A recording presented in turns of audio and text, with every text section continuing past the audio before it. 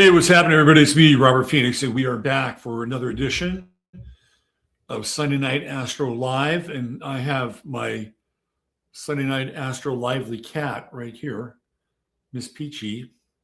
She's along for the ride tonight. Jasper is he's in the orbit over there, but we'll be joined by Miss Peachy tonight, and perhaps a sighting of Jasper. So we'll let the room fill up a little bit here as we open the front door. Yeah, it's free, right? It's free access, and we have refreshments in the back. We have some nice sparkling lemonade and some wonderful macaroons to go along with that.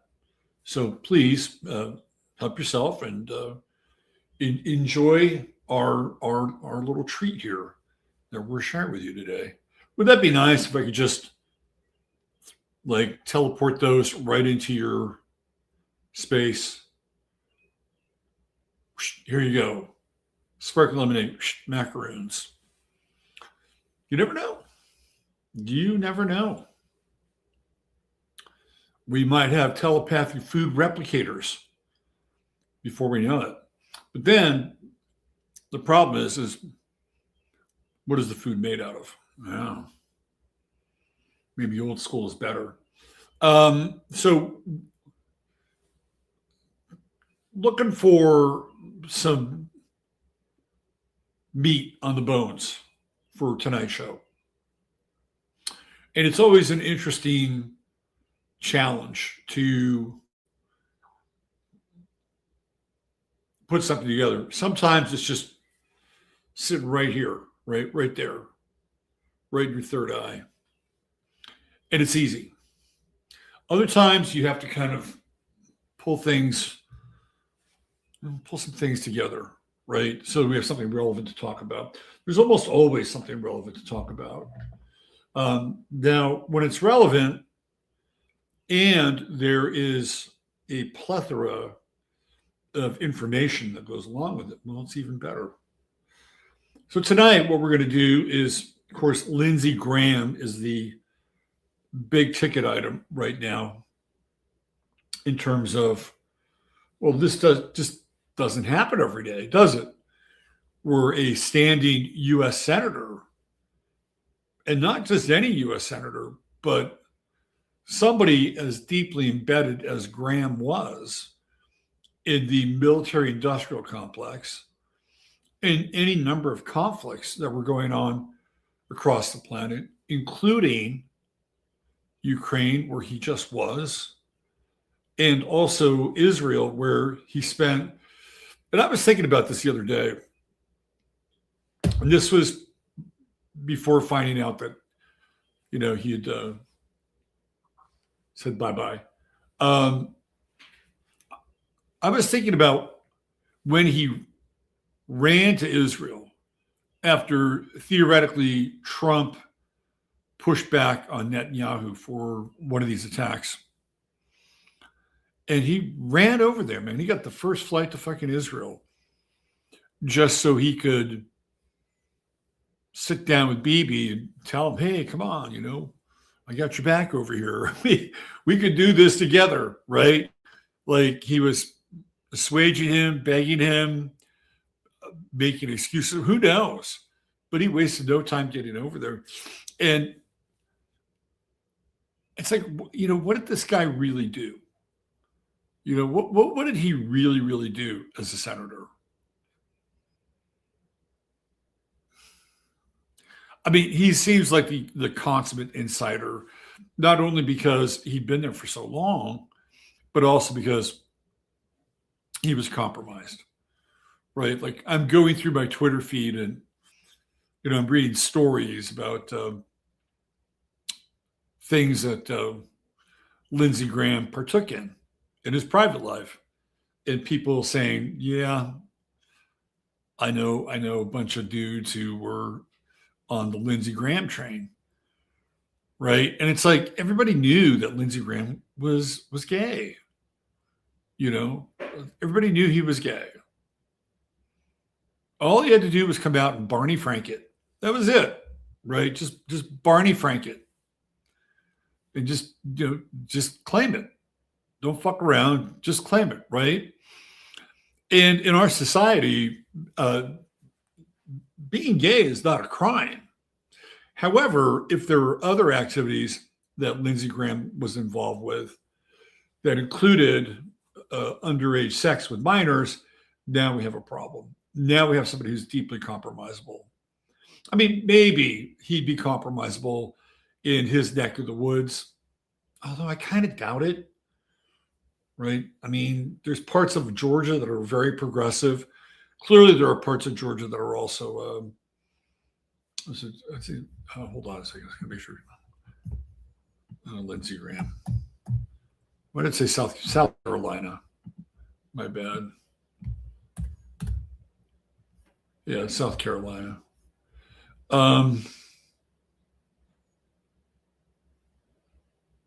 Yeah, I don't know. South Carolina may be slightly more provincial than Georgia. But that's a compromisable part. It's pretty clear that he was compromised. At least from when we look at this chart, I'll kind of break it down. And he clearly has a very compromisable personality with the chart. But is it because he preferred men? I mean, in this time, I don't know. I don't think so. Right. And again, if he did, it'd probably be helpful if he was just upfront and honest with it. And that way he's not very compromisable. Would he be elected again? I don't know. Hard to say. He wasn't that old. He was 71 years of age. He was born in 1955, which is kind of like near the end of the cutoff for the boomers, 1955. I don't know. He felt older. He looked older.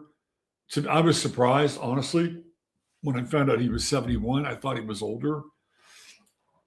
How much older? I don't know, 5-6 years older. I thought he was probably somewhere between 75, 77. And if you haven't been paying attention, the supposed cause of death was he suffered heart failure. That's the coroner's result just came out. Yeah, I don't know, right? We're going to look at his chart. The only problem with this chart is that he does not have a time associated with his birth.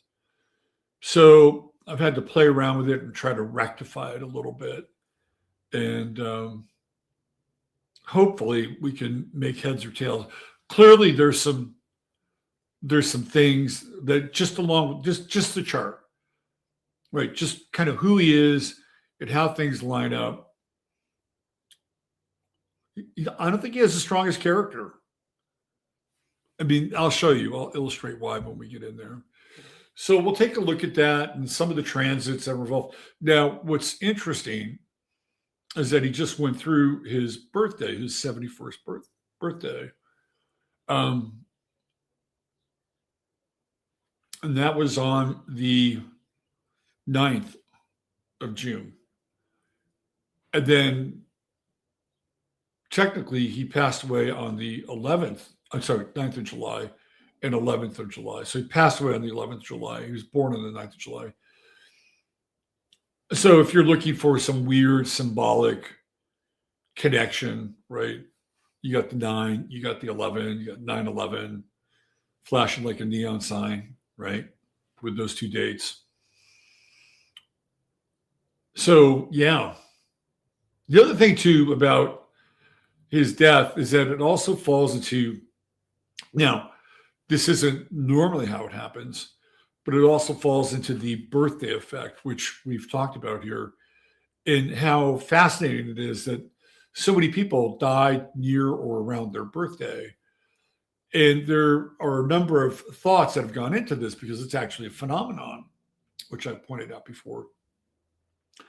And one of the factors of the phenomena is that people who are unwell and they're hanging around for a period of time tend to string it out because they are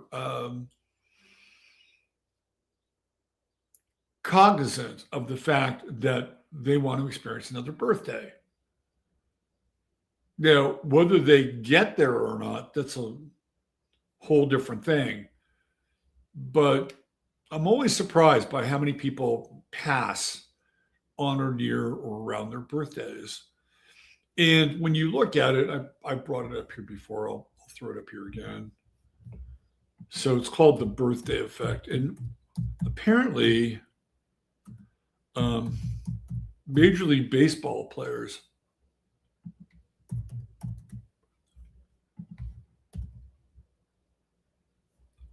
have the highest rate of passing on or around their birthday. It's really fascinating. So I'll give you guys a quick rundown of the birthday effect. We get the black screen here, which we normally do.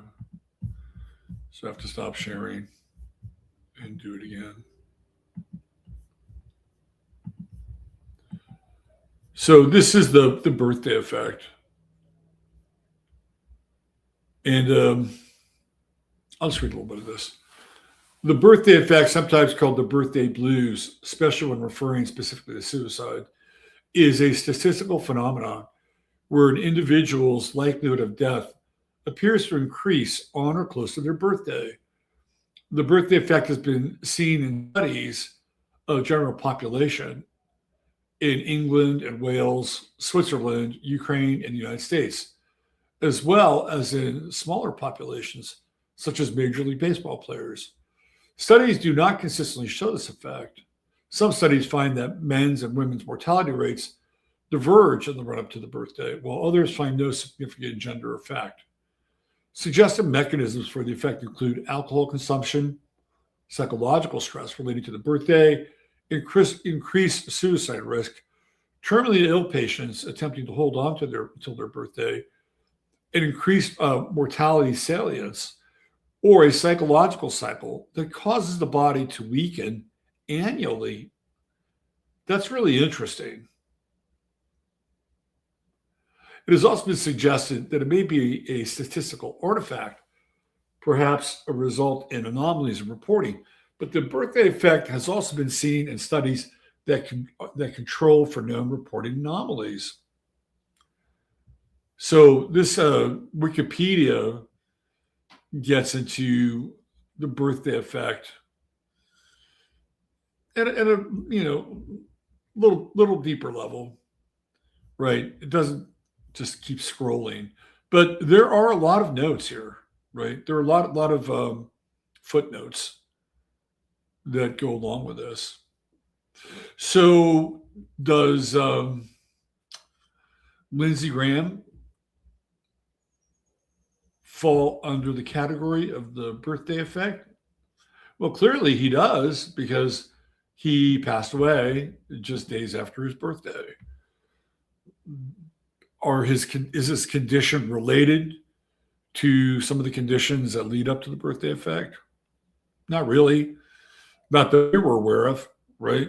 What we were aware of is he was in Kiev and then comes back and he's not around anymore. So what are the commonly held suspicions now? If you're conspiracy minded, it seems like everybody is conspiracy minded these days.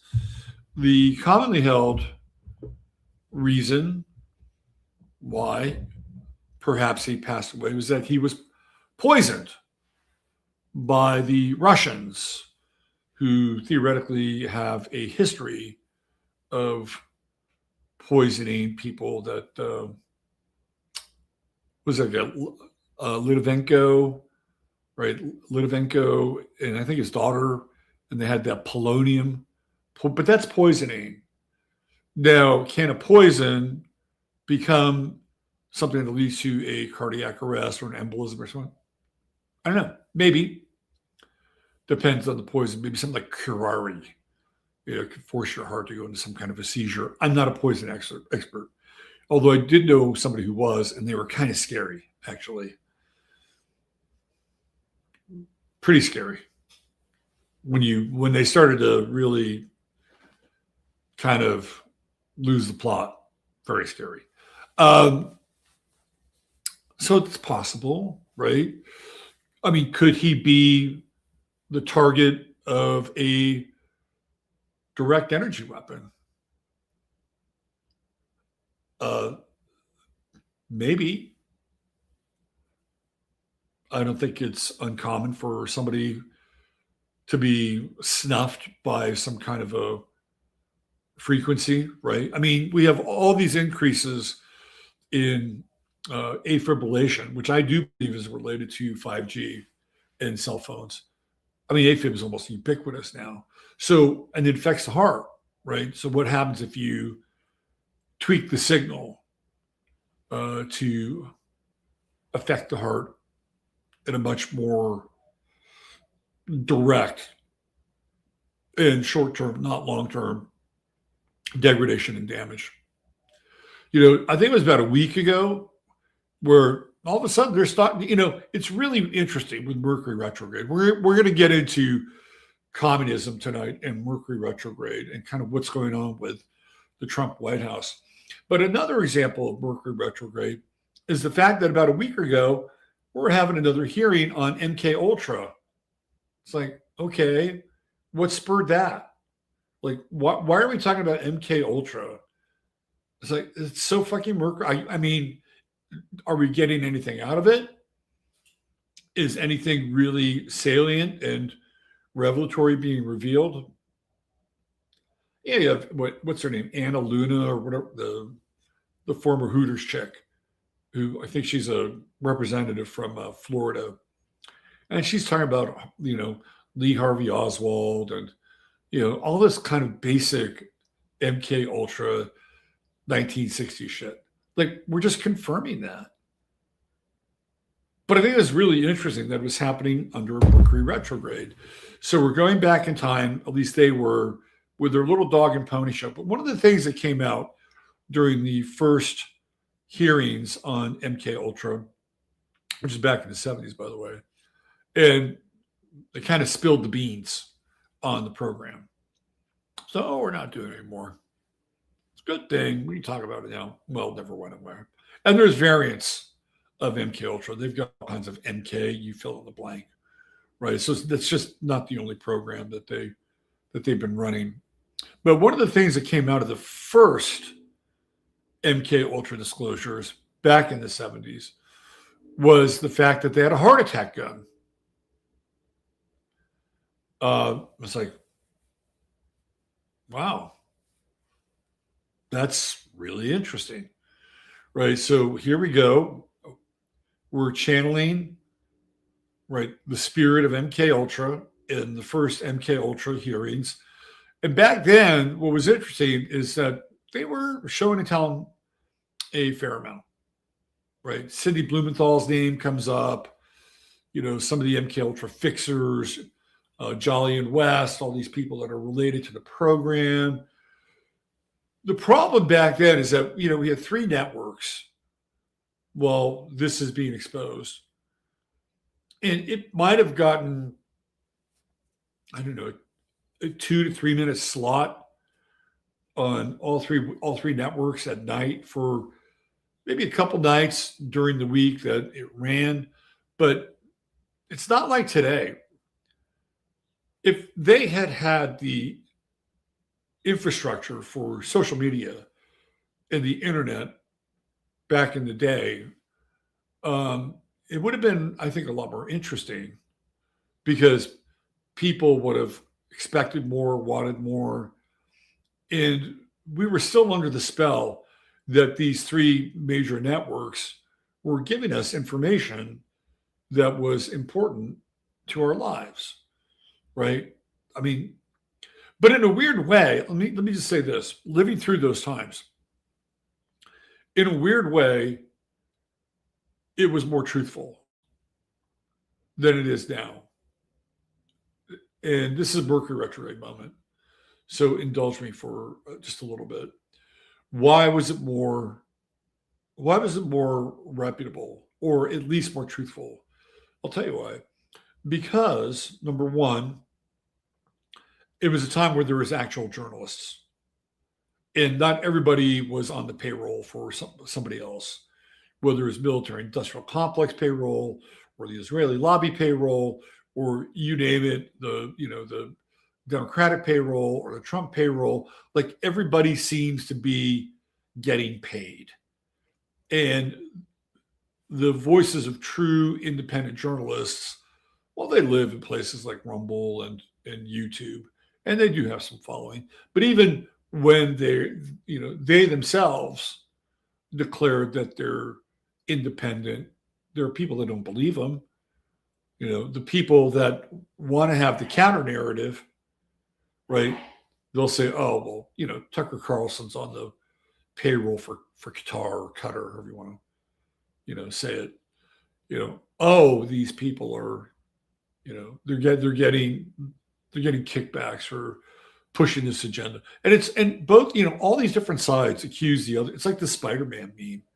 They're all accusing each other of being on each other's payroll, but there are still some journalists. You have to sort through the list, and you'll find some of them, right? Like, I think Jimmy Dore. I don't think Jimmy Dore has an agenda. I don't think Jimmy Dore is owned by the Democratic Party. I don't think Jimmy Dore is owned by Qatar, right? I think Jimmy Dore is a comic who has a background as a newscaster, kind of investigative guy, definitely on the Democratic side. But he's changed, right? Jimmy's changed over the years. And would I consider Jimmy a great journalist? Maybe not. But he has a lot of interesting people on a show who have some really good chops, like that James Lee guy. I love that James Lee guy. That guy's a journalist. He's good at what he does, and he's not the only one.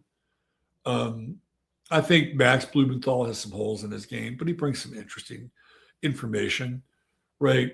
But back in the day, there were real journalists, and they prided themselves on being real journalists. Now, that doesn't mean that there weren't journalists who were CIA who were embedded in the journalist game, because there were. And that was one of the things that MKUltra kind of hinted at, right? So back in the day, you had real journalists who would do real stories. And guess what? They would get shelved, right? They would go through this entire, like, 3, 4, 5 parts, and maybe they'd get the first two or three parts in, and all of a sudden it would just get shelved. They wouldn't air it. And there are a number of cases where that happened. So in some ways, like, the media was more truthful back then, because every now and then there would be things that would sneak through. Like, oh, how did this get on? And you may be able to see it one time, and that's it, just one time, and then it would go away, right? But you remember that you had seen it. So there was a greater degree of there's a greater degree of randomness and chaos back then, even though there were only 3 networks. Here's the other thing that made that period of time a bit more truthful. And this was true, I would say, up until about maybe 10 years ago, is that when an event would happen, a news event would happen, if you paid attention to the first half hour of the news event, you would find details that would be like, whoa, this is wild, right? Like, you would hear things. And again, I gave this example when we were looking at Princess Diana's chart. We all heard that she got out of the car, right? Those were the early details. She got out of the car and she walked to the ambulance. So there are people on pins and needles thinking, well, she walked to the car. I guess she's going to be okay, right? And then they find out that she doesn't make it out of emergency. And then even after they told the public that she doesn't make it out of emergency, they go back to the beginning and talk about how she got out of the car. on her own power and walked into the ambulance. And then it's kind of left after that, right? They don't really revisit that part very much. And this is true for many news stories that would break back. All you had to do was to pay attention to that first half hour because it's more the raw, uncut feed. And then the alphabets come in and they'll chop it up and they'll make sure that it's much more digestible for mass consumption, right? So in a weird way, the media was a bit more truthful. There were more real journalists, people that really went to school for journalism. And going to school for journalism, let's say you were a reporter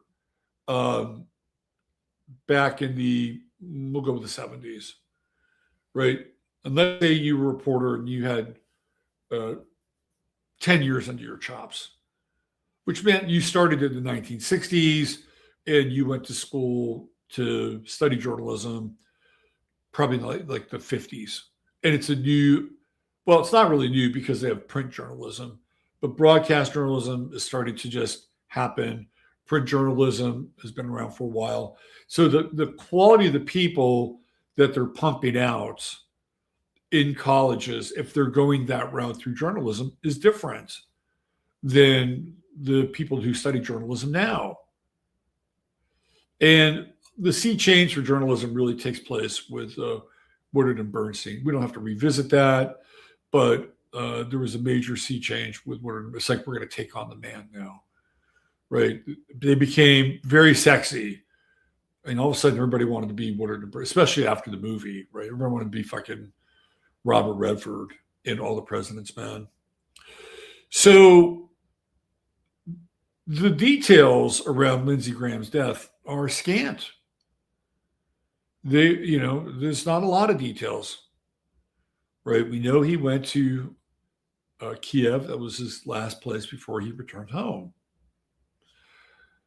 Now, the question is, what did he talk about?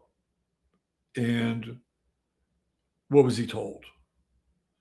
That, I think, is really the underlying question here that we all need to ask. What was he told? Or what did he find out or experience? Now, you would say to yourself, well, he wouldn't give a shit, right? Based on some of the stories I've heard about this guy, his private life was pretty randy. So it would take a lot for him to see something and have some kind of moral judgment against whatever it was he was like with. You know what I mean? So did he witness, Zelensky doing some lines? And oh my God, who knows? Maybe he was doing them with him. I don't know. But that's the only thing I can think of, right? Is that there was something he witnessed or heard, and that I don't think, look, he could have just passed away. And we'll get into his chart. I promise. We'll get into his chart, which again, I had to rectify because there's no rising sign or time of birth. So could it be a natural?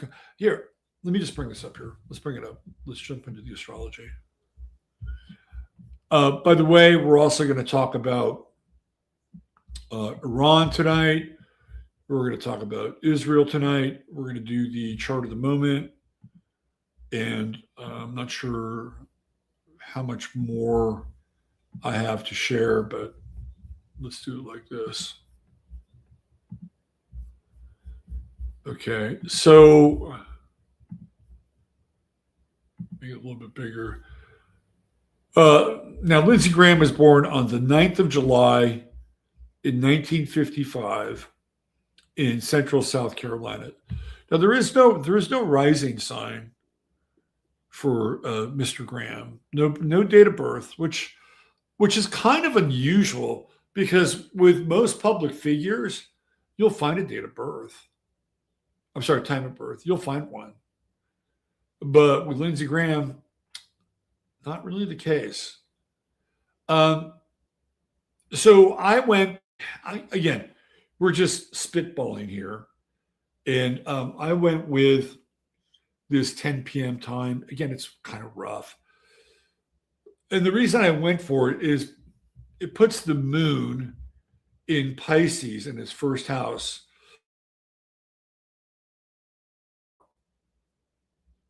And that kind of fits in some ways, right? The Aquarian ascendant is shocking. So I'm just curious, how many of you, when you found out that Lindsey Graham had passed away, that you thought it was Mitch McConnell?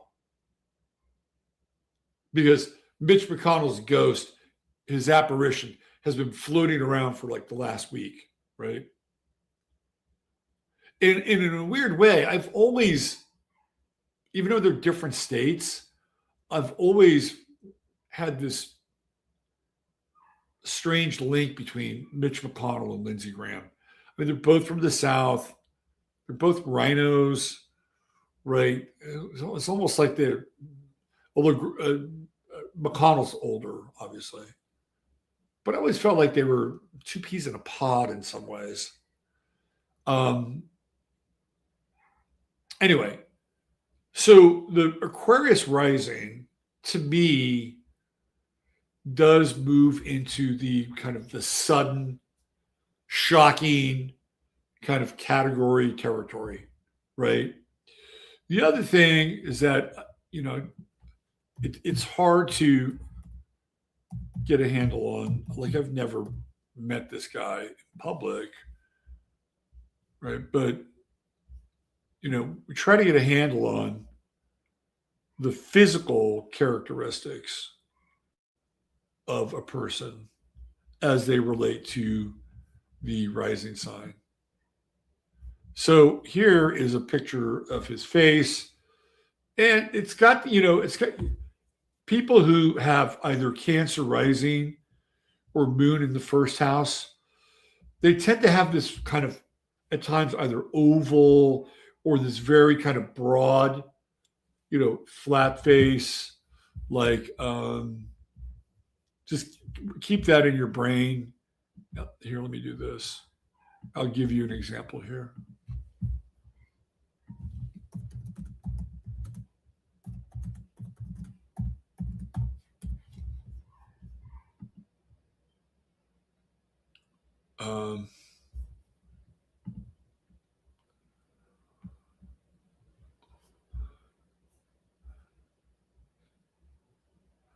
Yeah. So it would be kind of like this, right?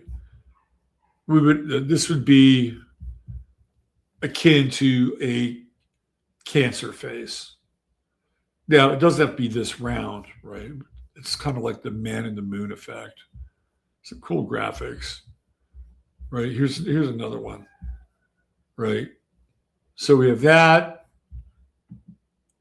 and then we have that. We have that, and then we have, where did it go?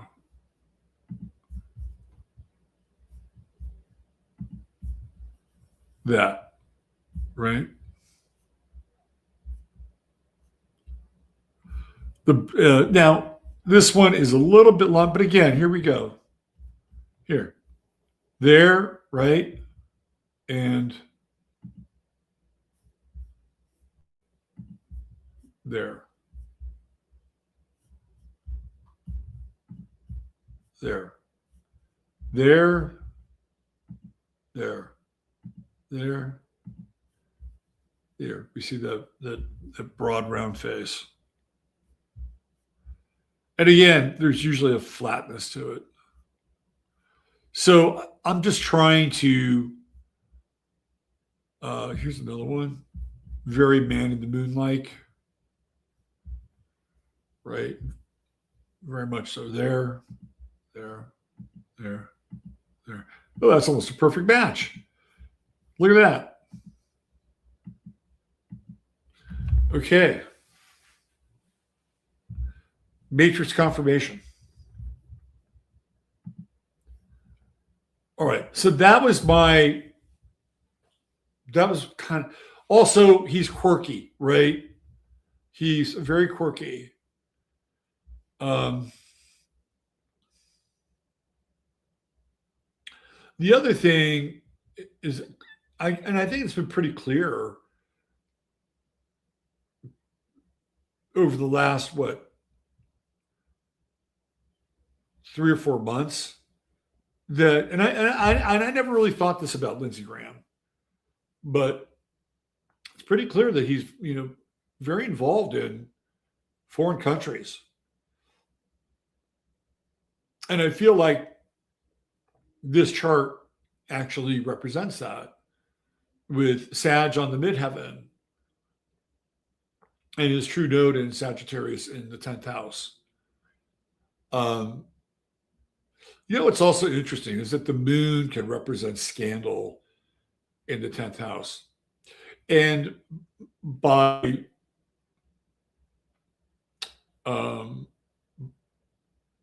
relationship, Black Moon Lilith can also represent scandal in the 10th house.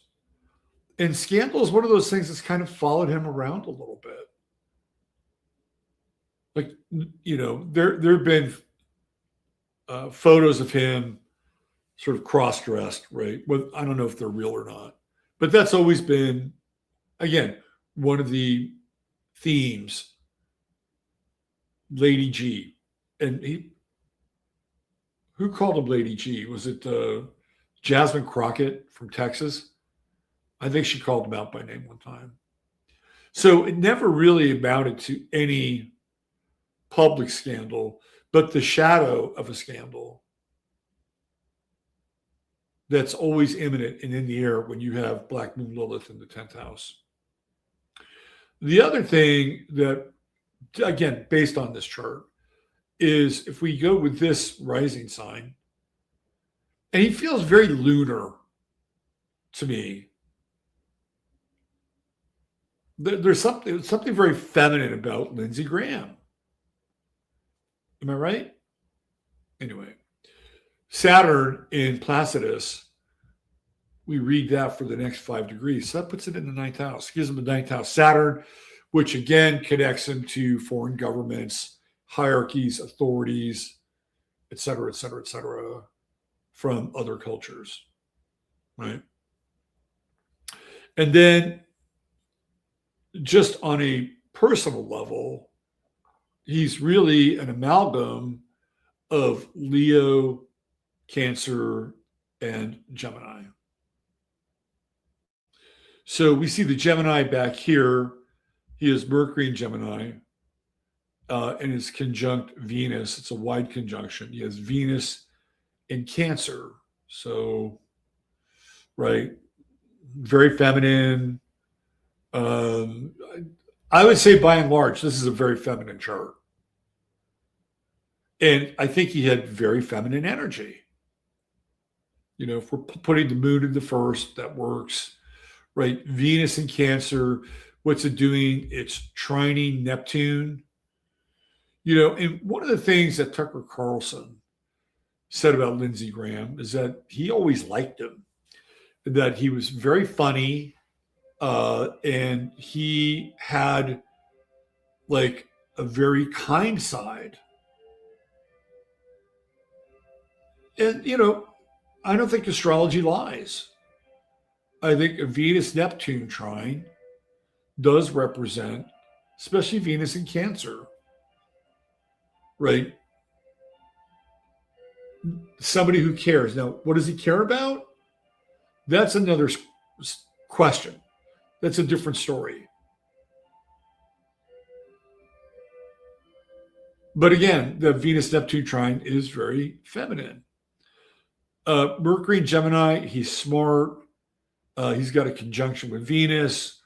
So that's actually quite good for negotiating, understanding other people very, very quickly. And Tucker said that he was quick, that he had a good wit. And to me, again, you're going to see that with Mercury and Gemini, and Mercury is also trining Neptune. I think just based on his chart, Lindsey Graham had an inherent ability to understand people very quickly, very, very quickly. Now, he may not get the totality of their story, but if you were in a room with him and you introduced yourself and shook hands and he had a conversation with you, within about 5 to 10 minutes, he would begin to understand you.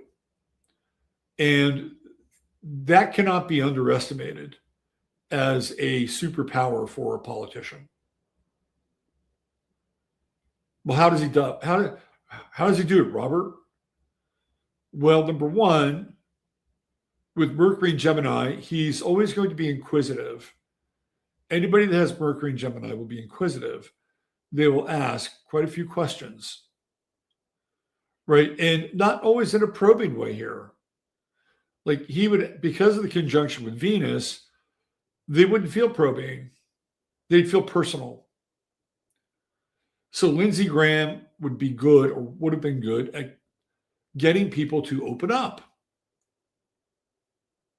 right? Especially if he has the moon in the first house, which is very receptive.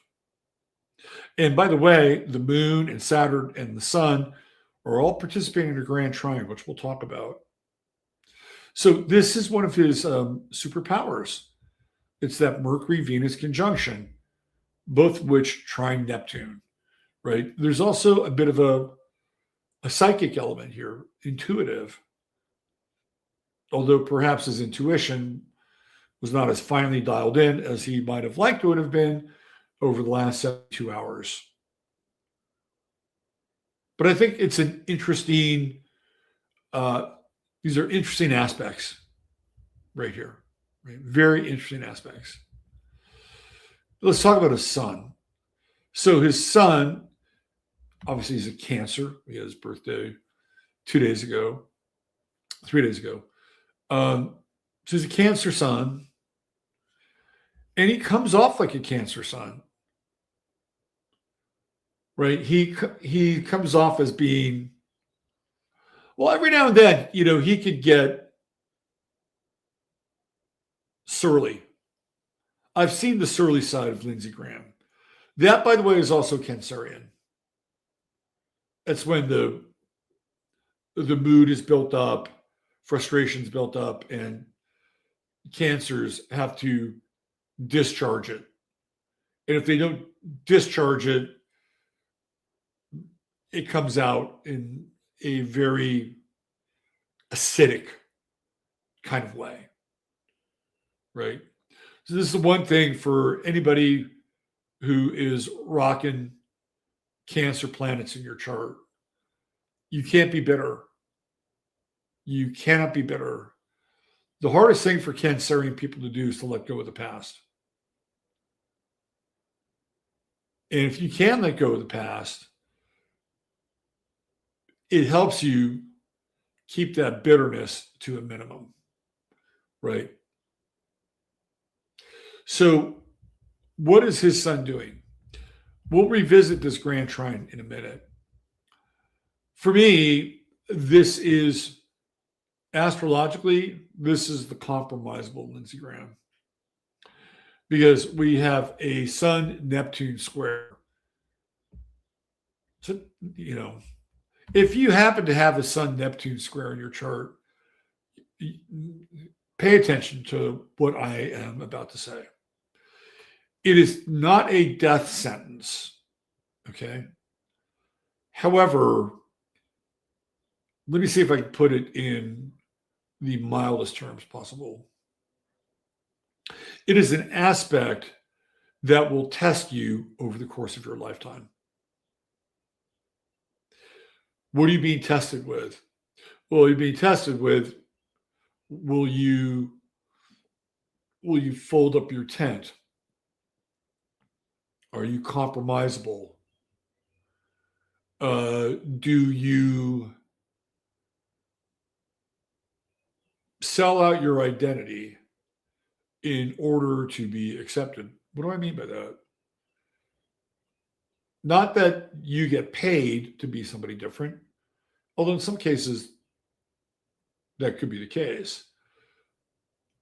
But surrendering who you are to be in a particular situation with a group of people that you know in your heart that you're really not supposed to be with, or perhaps they're not the best influence in your life, right? But for whatever reason, you want to be accepted because that's really at the heart of the Sun Neptune square, right? It is a cry to the universe for the individual to be accepted and for them to say, essentially, right, at times, I am weak. It's not the totality of him. Sometimes he can be very strong, right? Sun Saturn trine. Holy shit.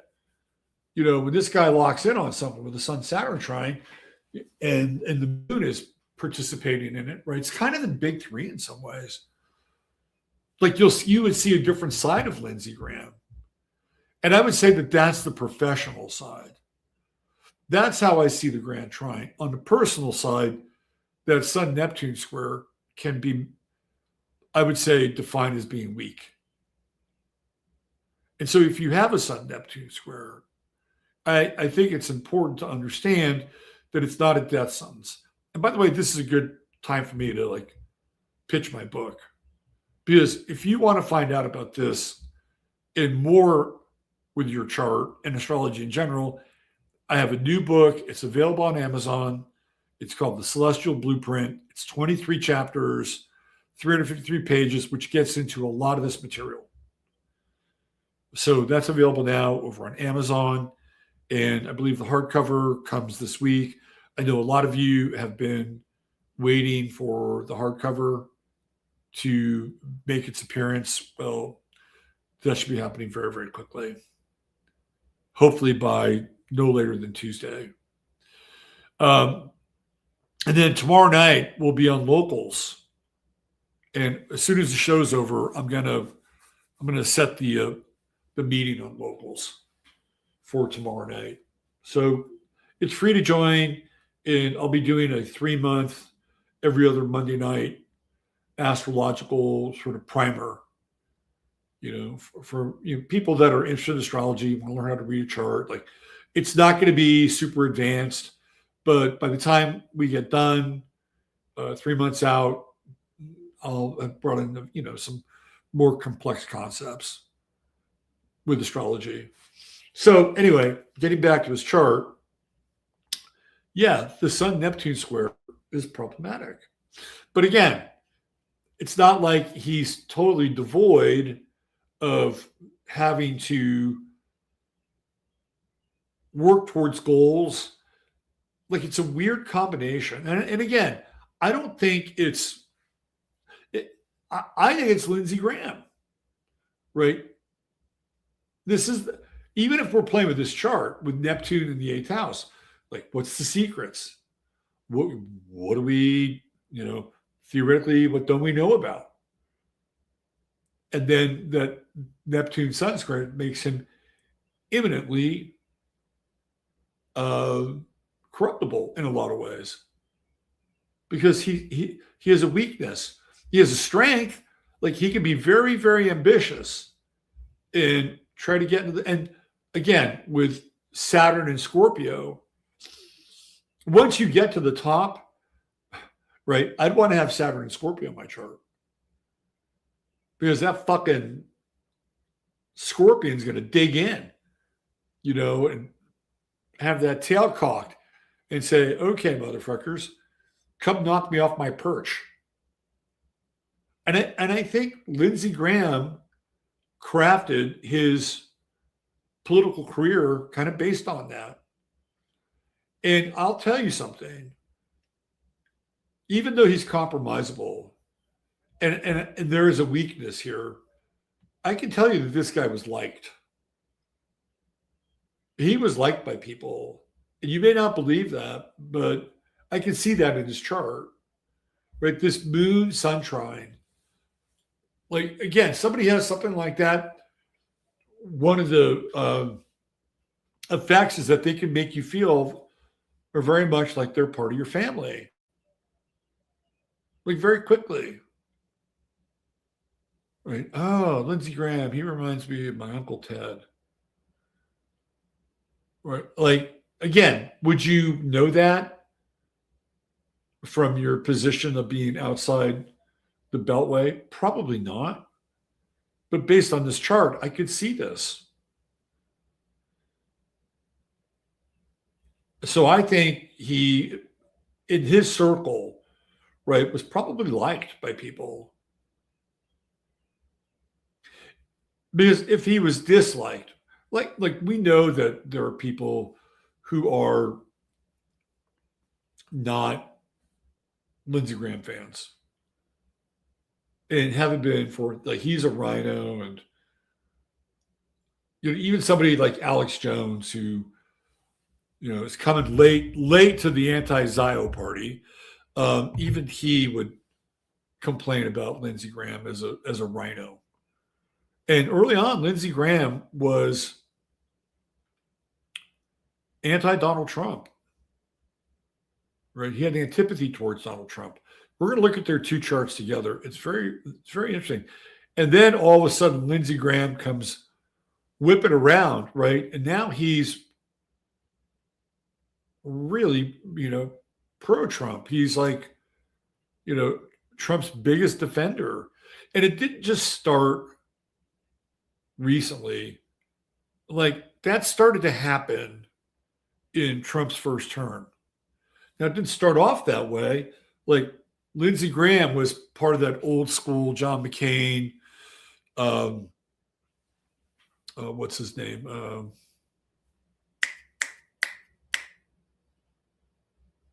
Mitt Romney, right? John Boehner, Paul Ryan. I mean, all these fucking rhinos.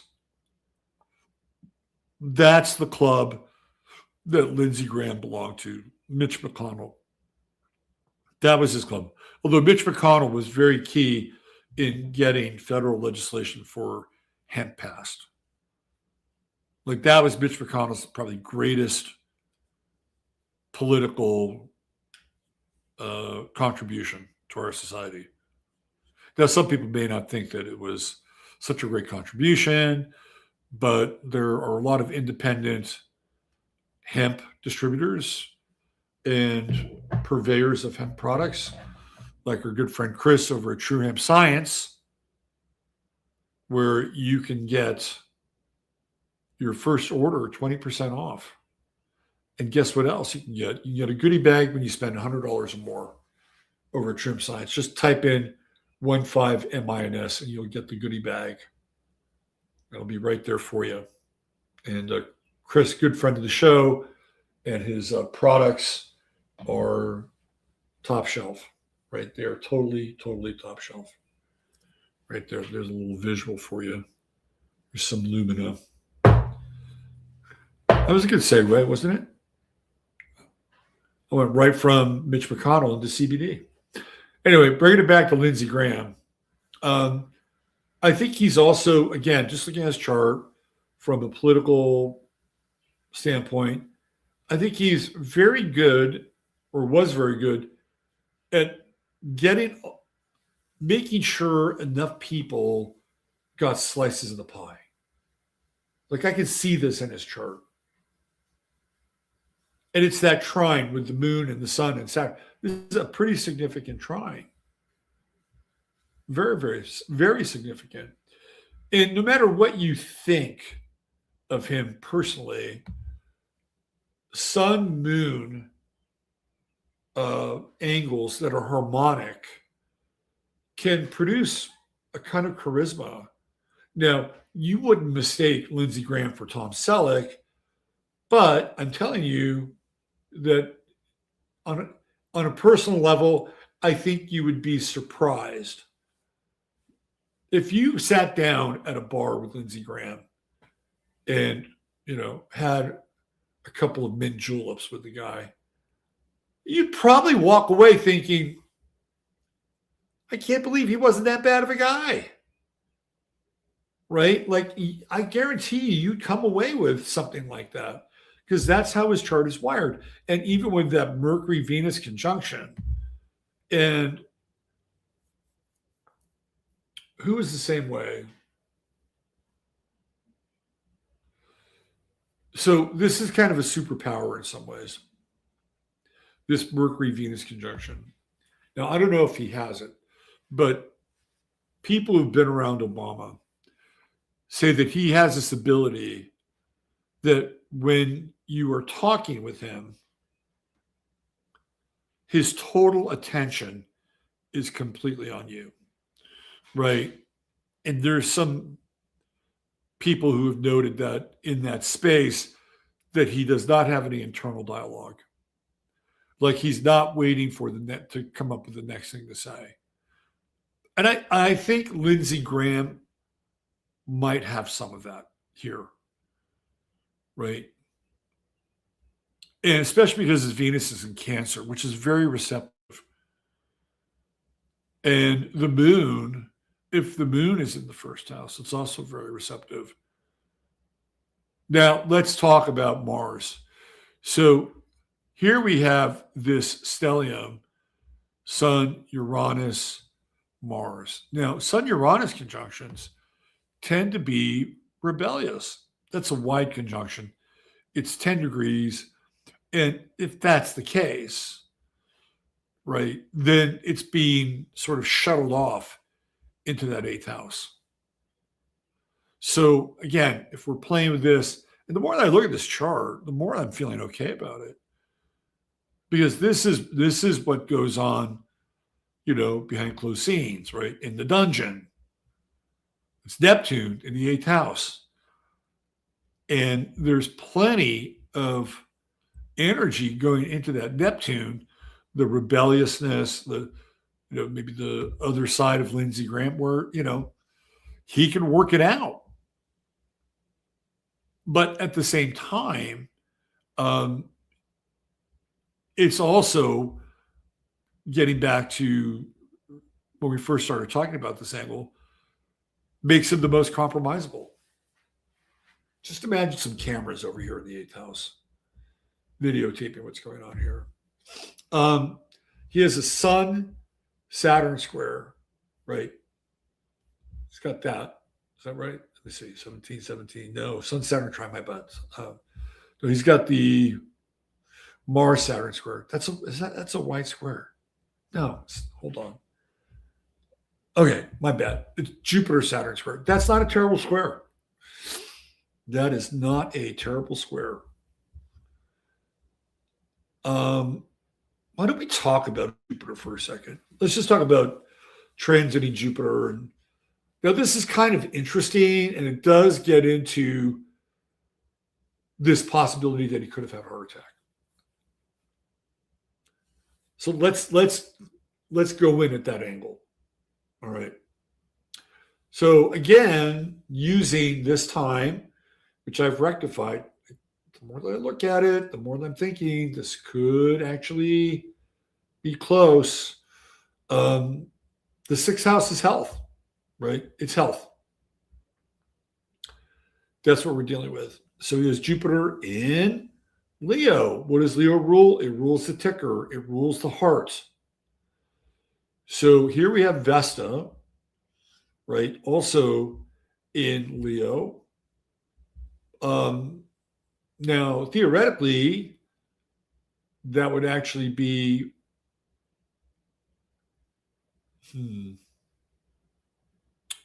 Now, we got a little Kazemi action. It's close. Very, very close. So would Jupiter overrule the longevity of Pallas? Would Pallas overrule the spontaneity of Jupiter? Well, let's talk about Pallas. What is Pallas? Pallas is one of the asteroids that we feature here in this chart. That's Juno. That has to do with fertility, sex, partnering, right? Hello, he's got Juno and Scorpio. And again, I think a relatively good placement in the 8th house. Then we have Ceres. And we see Ceres over here, which is, well, Once the Juno maiden gets impregnated and has a child, then she morphs into Ceres, and Ceres uh, is the nurturer, right? It's the nurturing mother. It's the here, have my bosom, right? That's Ceres. You feed the child. It's connected with nurturing. Okay. So then we have Pallas, and Pallas is the mature woman, babies left, right? It's often portrayed by, oh, what's her name? Fuck. I'm having a fucking senior moment here. Zeus's wife, not Xena. Oh,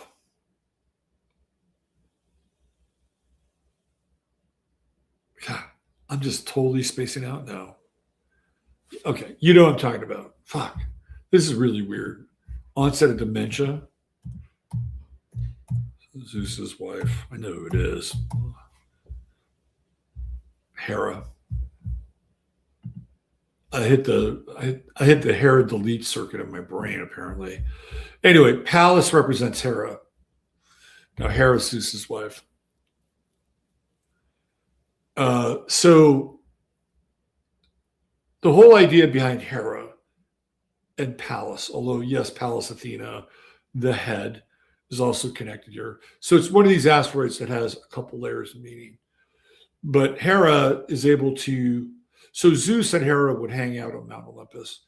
They'd look down at the humans and the demigods, and Zeus would ask her, "What do you think is going to happen here?" And she would tell him what would happen, and it would happen. And he would say, "Well, how did you know that?" And she says, "Well, I've seen this before." It's called pattern recognition. So Pallas is related to pattern recognition. It is the accumulation of life experience and events so that the individual, doesn't matter if it's male or female, right, can see how things are going to unfold because they understand that there's an underlying pattern to reality, right? That is the nature of Pallas, right? Then we get to Vesta, which is and is related to being like the crone or the Vestal Virgin. And we get the word investment from Vesta, right? What are you investing in? That's long term, right? And theoretically, that's the nature of Pallas. It's long term, it's the eternal flame. And you could kind of see the little flickering of the flame there. And astrologically, it does represent a twofold nature.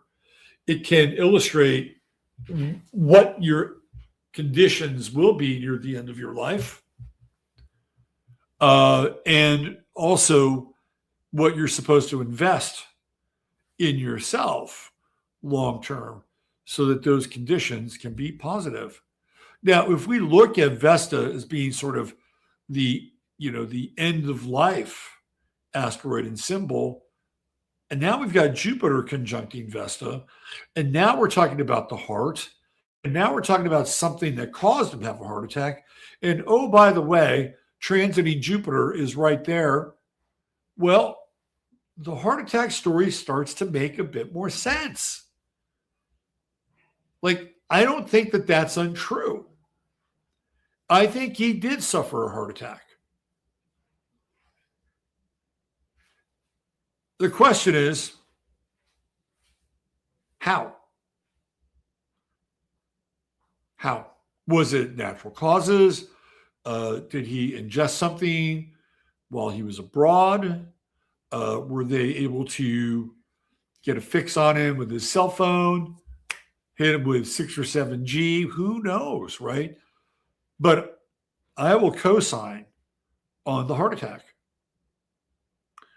Now, what's also interesting is he's got Pluto transiting his 12th house.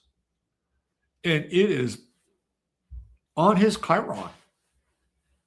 Right now, keep in mind, if we came up with another birth time, his Chiron could be anywhere in this chart, right? Anywhere. But having it in the 12th house is, I think, very relevant for what we're talking about. Why? Because we come in with our first breath on the ascendant, we go all the way around the chart, and we leave it through the 12th house. That is exactly what Lindsey Graham did. Now, does that mean that every single person who has Chiron in Aquarius in the 12th house with Pluto conjuncted is going to die? No. But I've been working with people who have been dealing with the Pluto ingress into the 12th house. And a lot of them are kind of freaked out. Well, one of the first things, which is already part of a process that's happened, because these people who have had Pluto ingressing into their 12th house have had Pluto in Capricorn in their 11th house for quite a long time, which really transforms their relationships with their friends and their networks. Hello, COVID, right? But even more than that. So it's almost like people that went through that with Pluto in the 11th house, just, Pluto went scorched earth in their friend space. So Pluto going into the 12th house could theoretically be healing in some ways. Not to say that there couldn't have been relationships that resurrected, right? Because sometimes when they have fires, the brush and some of the vegetation will grow back stronger after a fire-controlled burn has taken place. That's not uncommon. So perhaps some of those friendships went through the burn and did get stronger. But for the ones that didn't, the ones that got left behind, the Pluto transit into the 12th house can seem daunting. And in some ways, it kind of is. Because you're dealing with your soul now. And this is an interesting topic of conversation when we look at this chart in particular. Now, Chiron in Aquarius is an interesting kind of wound, Chiron being the wounded healer. And I think for people that have Chiron in Aquarius, a lot of them want to express themselves differently, right? They want to be counterculture-y, or they want to be anachronistic, or they want to, at times, be a bit of a destroyer, right? All those things that are related to Aquarius. But, the way that Chiron works is that, we're doing this seesaw with Uranus and Saturn because, technically speaking, Chiron, the asteroid, is in between both Saturn and Uranus. So it's a mediator between destruction and form. Now, you would think that with Chiron and Aquarius, people would lean more into the Uranian side, which I think ultimately is true. But again, when you look at this chart, he could lean into the Uranian side. And it's all hidden. Right? Again, this is just this chart. It's all hidden. So he could be a freakadeek with Chiron in the 12th house. And then there's the square with Neptune. Some of that could be quite difficult for him. Other parts, even with the Venus trine with Neptune, he could flow right into it. But I think the challenging part, again, it comes into the compromisable nature of the individual. And for Lindsey Graham, he's getting it from both directions of this T-square. And we haven't even gotten into the Mars-Neptune part of this T-square, which we'll talk about. But it didn't escape me that transiting Pluto was on his Chiron, right? And so what do we think of with Aquarius? We think of sudden, very sudden. And if we look at where the true node is, right, it is, again, this is just the time that I was working with to try to figure out, right? The true node is at 0 Pisces, which means that it is going to go into his 12th house. Which, by the way, again, this is based on this chart, which, by the way, would set up a period of hibernation for Lindsey Graham. But at least 19 months.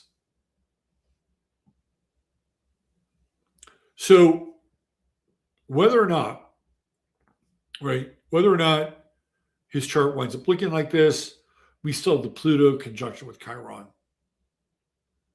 That swift, sudden act, that lightning bolt, right? And here with Pluto, Pluto plays the role of the terminus.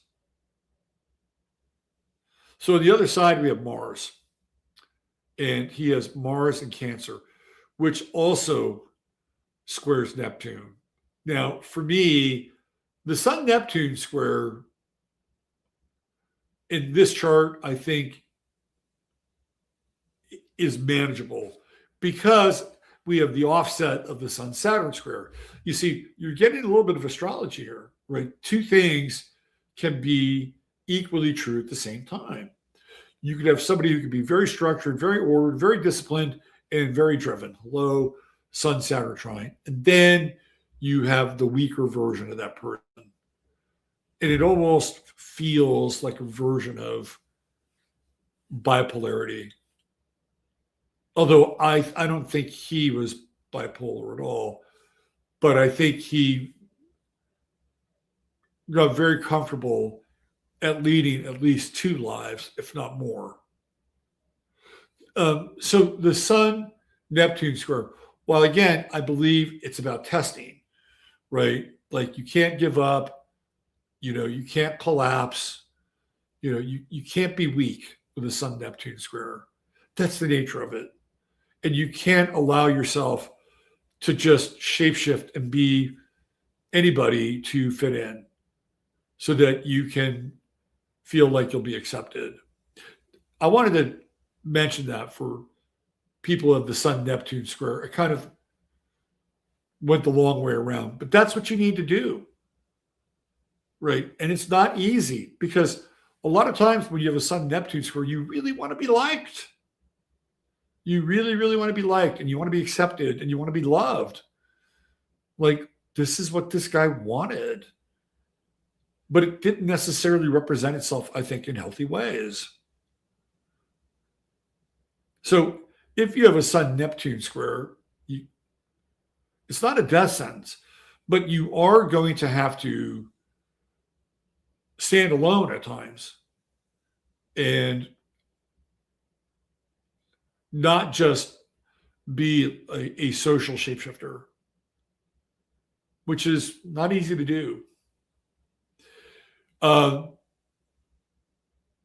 can tell you right now, Lindsey Graham should not do any substances. And from what I've heard, on some scathing Twitter feeds, he did, whether you want to believe it or not, right? Like there were substances, like if you get into the world of, let's say, rough trade. And I think Lindsey Graham was involved with some rough trade. Why do I think that? It's the Mars-Neptune square. So you ask yourself, what the hell is he talking about? Rough trade. Rough trade is when it's usually between 2 men. It's not exclusive to men, but it's usually between 2 men. And one of the men is rough. They're rough. And the other man is not rough and wants to be roughed up. Right. So way back in the day, it was not uncommon for gay men to frequent sailor bars. True story. Because they would wind up hooking up with sailors, and the sailors, they knew how to tie knots. They knew how to tie all kinds of knots. So that was one thing sailors could do, right? And they were also like tough guys, military. So this idea of rough trade, well, not exclusive to just picking up sailors, and there are sailor bars, right? You go to Port City, you'll find them. But also things like, guys that are like bikers who, again, they may not give a shit about, who's cupping their joint, right? But the person that they're with may have very, very exclusive needs. Now, of course, being a senator, he couldn't afford to have his face bruised, right? So whatever would happen with Lindsey Graham, probably below the chest. But the other thing that goes along with like this lifestyle are drugs. Drugs. And the drugs of choice, usually in that world, are either methamphetamine, cocaine, or amyl nitrate / butyl nitrate, one of those two. Those are the three drugs that are the most predominant. And then the variations of it, like crack or whatever. So he's got a Mars-Neptune square, and that is addictive. So Lindsey Graham should never, ever, ever, like he should have been careful about putting aspirin in his system, let alone drugs, right? So would it be consistent for somebody who was a hard drug user to have a heart attack? 100%. 100%. Right? You do enough speed, meth, coke, crack, it's going to inflict some damage on your heart. So if that's true, right, and let's say, for instance, our conspiratorial mindset is still at play, and that he's hit with some kind of a frequency device, having a compromised heart would thus make it much easier for him to be taken out. And astrologically, I am suggesting that the heart attack is real. We can see it. We have Jupiter opposing Chiron.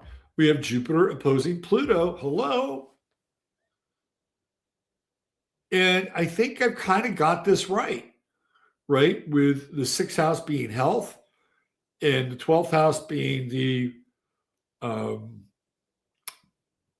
back entrance to the universe. I think I've got this right. Now, it's just a matter of who did it and what the delivery method might have been. This is a guy, when you look at his chart, he has no earth in his chart. My God. What is Ceres? That's it. Ceres in the vertex.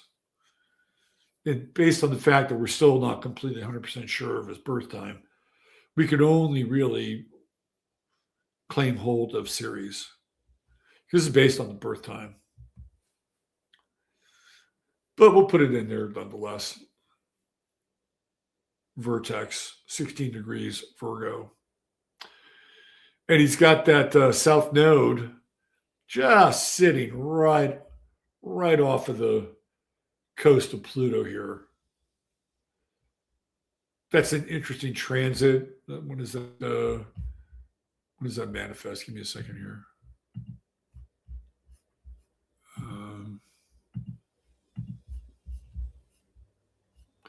I hope you guys are enjoying this little forensic operation we're doing.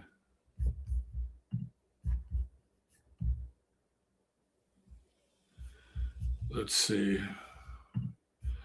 21st century schizoid man. All right. Let me get back to the chart just for a second. What am I staring at? Oh, yeah. Zenodes. 25. Okay. So what we're looking for here is this true node to go to 25 Pluto or 25 Leo. And it will reach 25 Leo in November. I'm going to go on the record and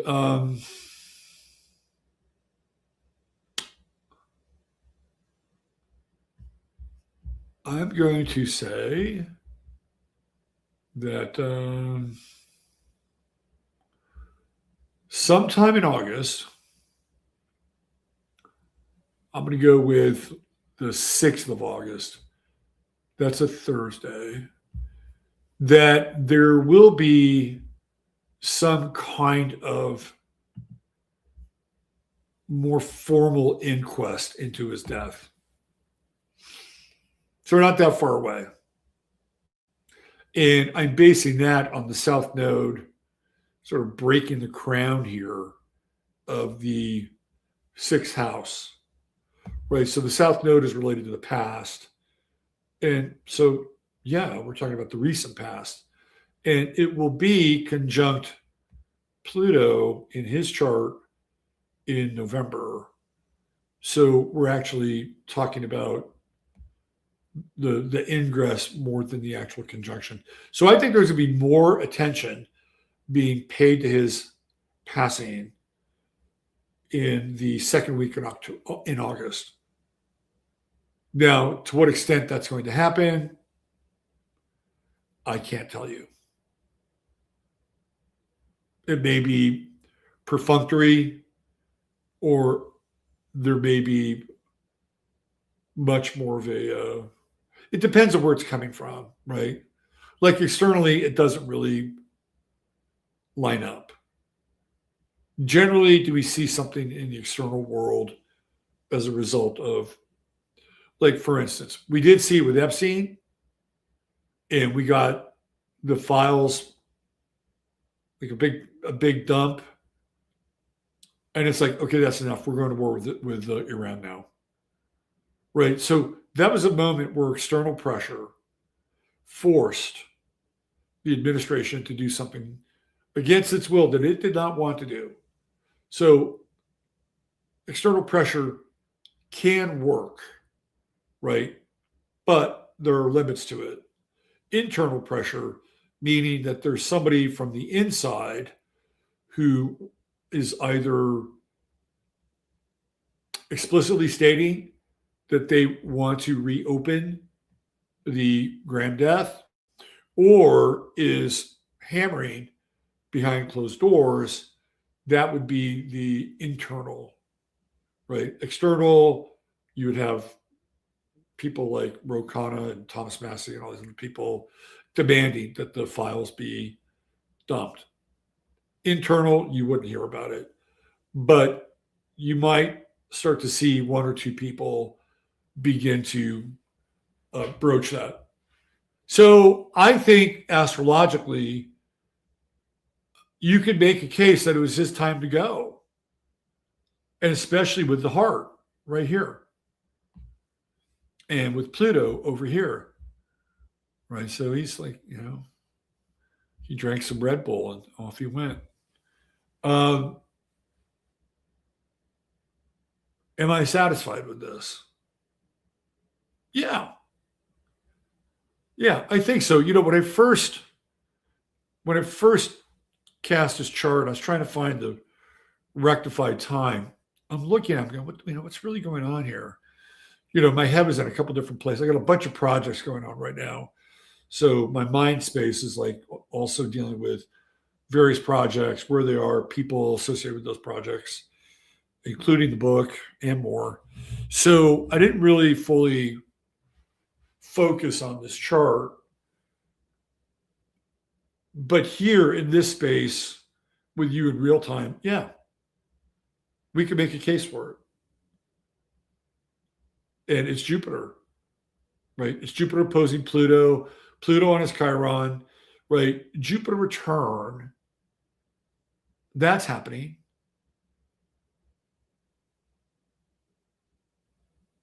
And in the sixth house of health, based on this chart.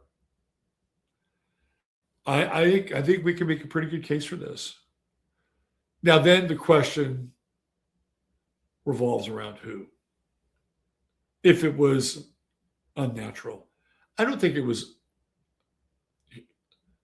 Again, I'll say this. If his lifestyle, his shadow lifestyle, is to be believed, then he took a number of risks with his body in terms of substances that he more than likely used. And those substances could make a heart much, much weaker. So that if there was something electrical, perhaps a current, not out of the question, with a weaker or compromised heart, it's definitely doable. And the thing about Aquarius is that Aquarius is very electrical, right? It's the waves. It's the waves, man. It could be any kind of waves. It could be ultrasonic waves. It could be Tesla device waves, right? I mean, there's a number of different ways that you can express this idea of waves. So, yes, I think it's definitely on the table that he got zapped.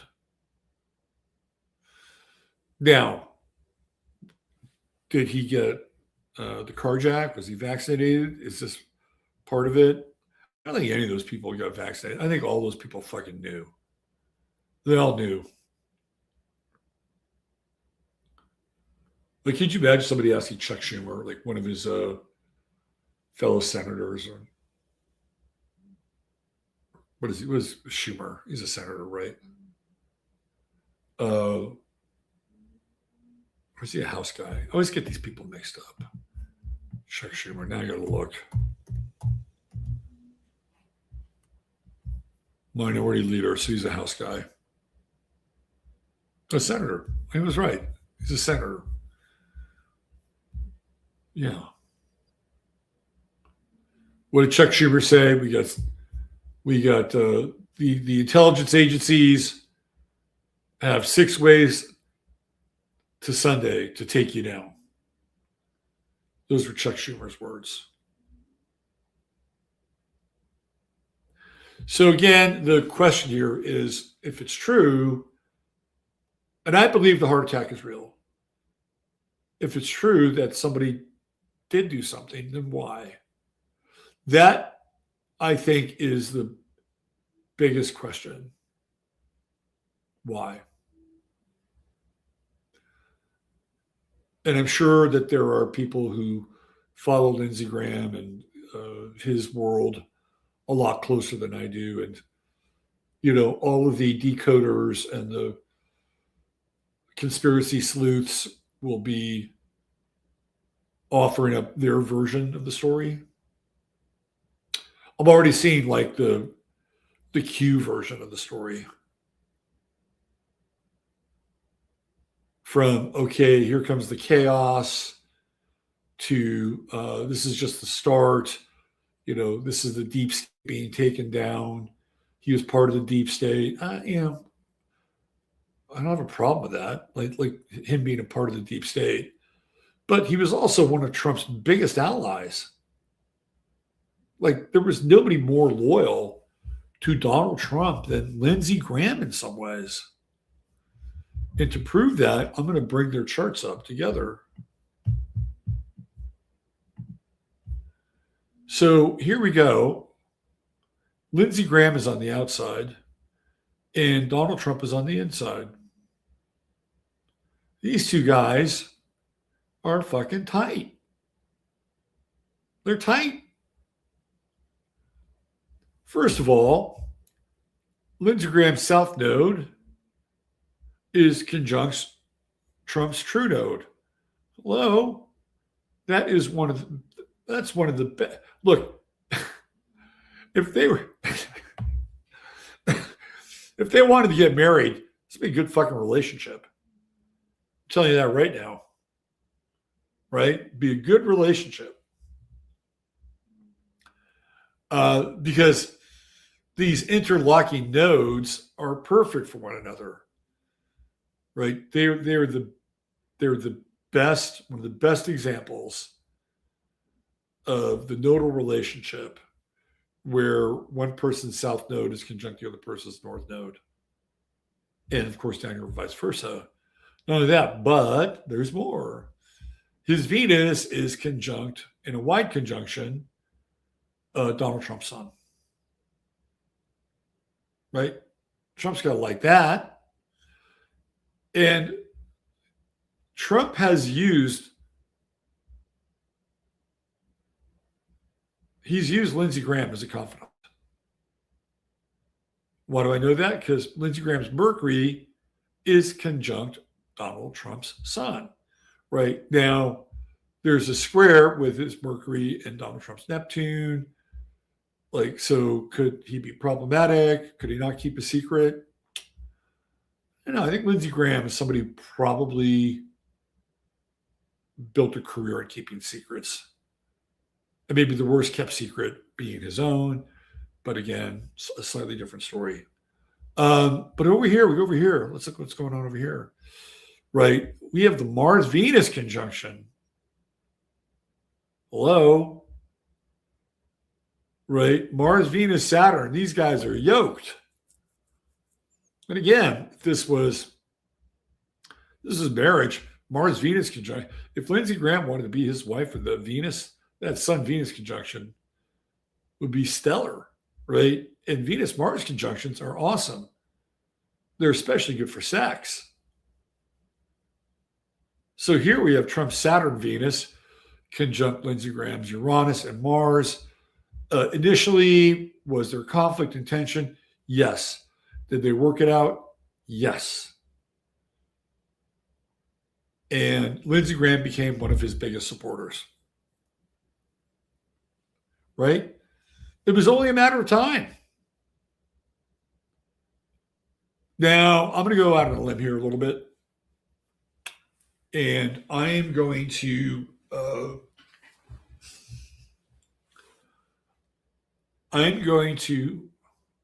say that Graham and Trump saw a little of each other in one another. What do I mean by that? It means that I think both men have been living with secrets. And again, no matter what, because you can speculate, Donald Trump, fucked a bunch of 15-year-olds with Jeffrey Epstein, or he started those beauty pageants so he could start scamming, young tail, right? And then it gets even worse if you go down some very dark rabbit holes where you run into rumors of rape and murder with Donald Trump. And some of that coming from the Epstein world, right? So there's that. And then there's another part of Trump's past, which in a lot of ways, I think more closely resembles the secrets of Lindsey Graham, which we're going to talk about here in a minute. So I think that these two guys had a tacit understanding about one another. And when you have two people who ultimately um,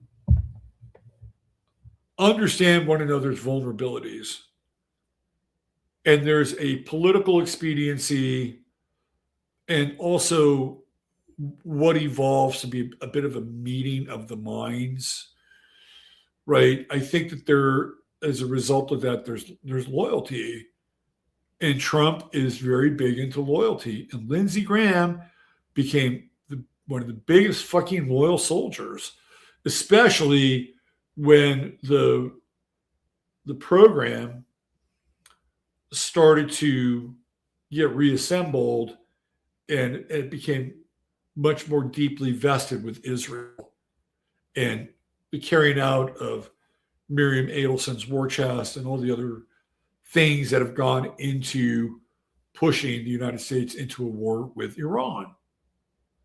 Right. And again, just to go back in time, when it was supposed to happen initially, Lindsey Graham blew a gasket and he flew right over to Tel Aviv, Jerusalem, where the fuck they go over there, so we could have an audience. I mean, literally like the day after, like he's on a plane and he's headed to Israel. And he's telling them, Bibi, whomever, that he'll do whatever it takes for Trump to follow through on the retaliation against the Iranians. Now, that's who Lindsey Graham is, a Zionist. He's a neocon. I don't think he's ideologically a Zionist. He's politically a Zionist. He's certainly politically a neocon, and that's who he hitched his wagon to. And those guys, McCain and Mitt Romney and Boehner and even George Bush Jr., they're neocons. They are the servants of the neoconservative movement, which is a plank of Jewish nationalism that is also related to Zionism, which is essentially Jewish nationalism. Minus the religion, although they'll slip that in. Bibi will put on the black box and the little Saturn black box and the armbands, and he'll look all religious and shit. But by and large, it's a godless ideology, and it's about the acquisition of power for the nation state. Anyway, these two guys are fucking peas in a pod. Now, in this regard, like I didn't have to set Lindsey Graham's chart. Like it doesn't really matter, like what time his ascendant is when we line it up with the synastry chart. And that's the cool thing about a synastry chart, because we know what Donald Trump's houses are. So we know that Lindsey Graham's moon is going to show up in Trump's 7th house. That's actually quite significant in a lot of ways. From a partnering level, right? Like they are going to partner, they're going to connect. And Trump's Mercury is in trine with Lindsey Graham's moon. So to the extent that they were close, is still to be determined, at least by me. Perhaps there are other people who are much closer to the 202 who understand that dynamic better than perhaps I might. But I think they were closer than we might understand. Now, how close? I'm not going to take a wild swing at that. But they were close, and I'll tell you what. Again, I'll tell you what made them close.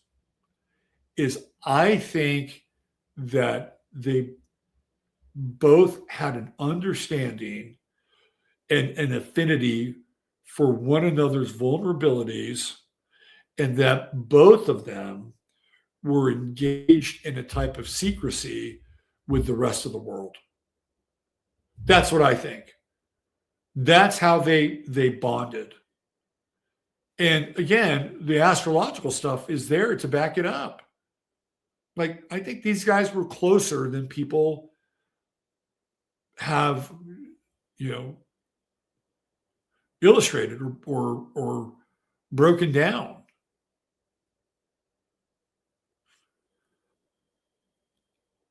Now, I don't know how they're going to deal with this election. They have a special election. Like, that's a major vote. And Lindsey Graham had been a state senator for 7 terms. I mean, he could be state senator for another 3 or 4 terms. I mean, look at Chuck Grassley. Was he like 94 or something like that? The fucker's old. So I think that, you know, Lindsey Graham just could have kept rolling this thing out there. And that's a solid yes vote for anything Trump in the Senate. Is that going to be the case moving forward? Don't know. And so how does this get worked out? Lindsey Graham doesn't appoint anybody. So here, why don't we do this? Let's do a quick AI thing. How will South Carolina replace Lindsey Graham? Look at that. People are already asking the question. Okay, so South Carolina Governor Henry McMaster will appoint a temporary replacement to serve out the remainder of Graham's unexpired term. Because Graham was actively running for re-election, a breakneck special primary will be held on August 11th to choose a new Republican nominee for the November general election. The process for replacing the late senator involves specific steps. Temporary appointment, Governor McMaster holds a broad discretion to appoint a temporary successor who will serve until January 3rd, 2027. State law does not restrict the governor to appoint a candidate from the same political party. A special primary under state law, a special primary must be held to select a new nominee to replace Graham on the November ballot.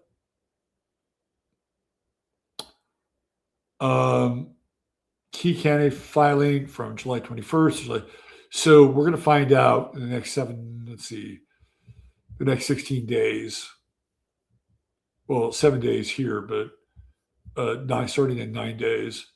The primary will take place on August 11th with the potential runoff on August 25th if no candidate reaches 50% of the vote. General election. The Republican nominee will face the Democratic candidate, pediatrician Annie Andrews, in the November general election. Potential contenders are already vying for the seat. Prominent names being floated for the GOP nomination include Representative Nancy Mace and Governor Henry McMaster himself. So there's Nancy Mace. Do you know she was a beauty queen?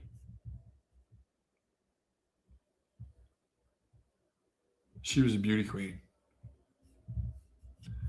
Oh, look, Mitch McConnell's still alive. Really? We're at Weekend at Mitchie's. Weekend at Mitchie's. All right. Why don't we talk about her a little bit? So one of the things that's happened a couple days ago, and if you listen to any of my shows, especially the Friday Forecast with Russ, I actually talked about this, what's going on. Nancy Mace is a part of it. So here we go. We have Mercury retrograde. So we have Sun, Mercury conjunction, right there, a little Kazemi effect. And then Mercury. So what does Mercury retrograde do? It goes into the past.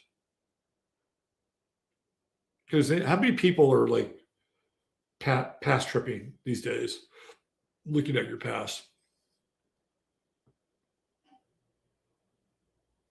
It gets a lot more intense under Mercury retrograde. And I was having some of that last night, actually early this morning, about 3 a.m. I was looking at my life from the past. It was like, normally I've had these memories that have been, whether they're good or bad memories, it doesn't really matter. But they represent, for me, kind of a golden period of my life that even though they're still in the past, I feel like they're still alive in some ways. But about 3 in the morning last night, this morning, I didn't feel that way. It felt like they were a burden. It felt like the more that I thought about them and clung on to them, like the more they were weighing me down from ultimately where I'm going, right? That's where we're all going, which is we may not all wind up in the same place, but we're all going through the same door.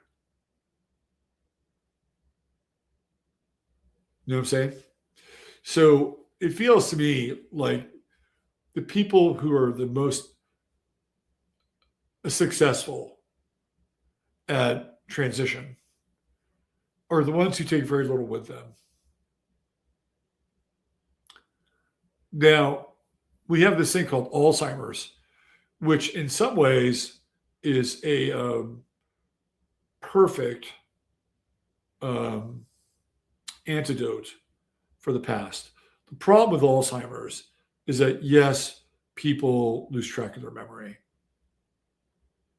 But it also creates other conditions which are not always the best for people.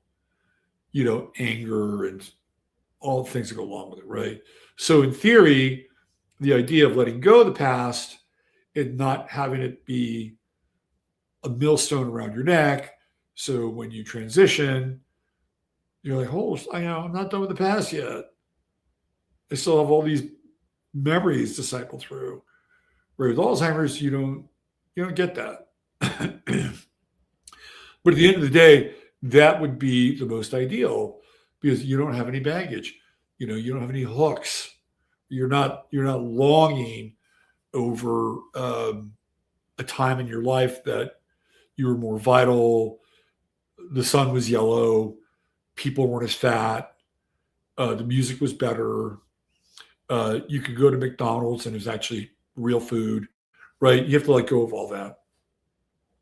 And once you're able to let go of all that, which is hard to do, by the way, then it's easier to move on, theoretically. You don't have these cords and ties to this world. So Mercury retrograde gets us thinking about the past. And I found myself about 3 in the morning thinking about the past and those memories feeling more burdensome than inspiring. Well, let's take it out of that context for a minute. Let's talk about the cultural past. Okay. So one of the things that's been happening on Twitter, and it's extended beyond Twitter now, but it started to happen on Twitter, and I call it flooding the zone. And it's when the propaganda machine is cranked up. And you've guys seen those Mockingbird media with the Sinclair stuff. And they're all saying the same thing about a certain story. You guys have seen that, right? I know you have.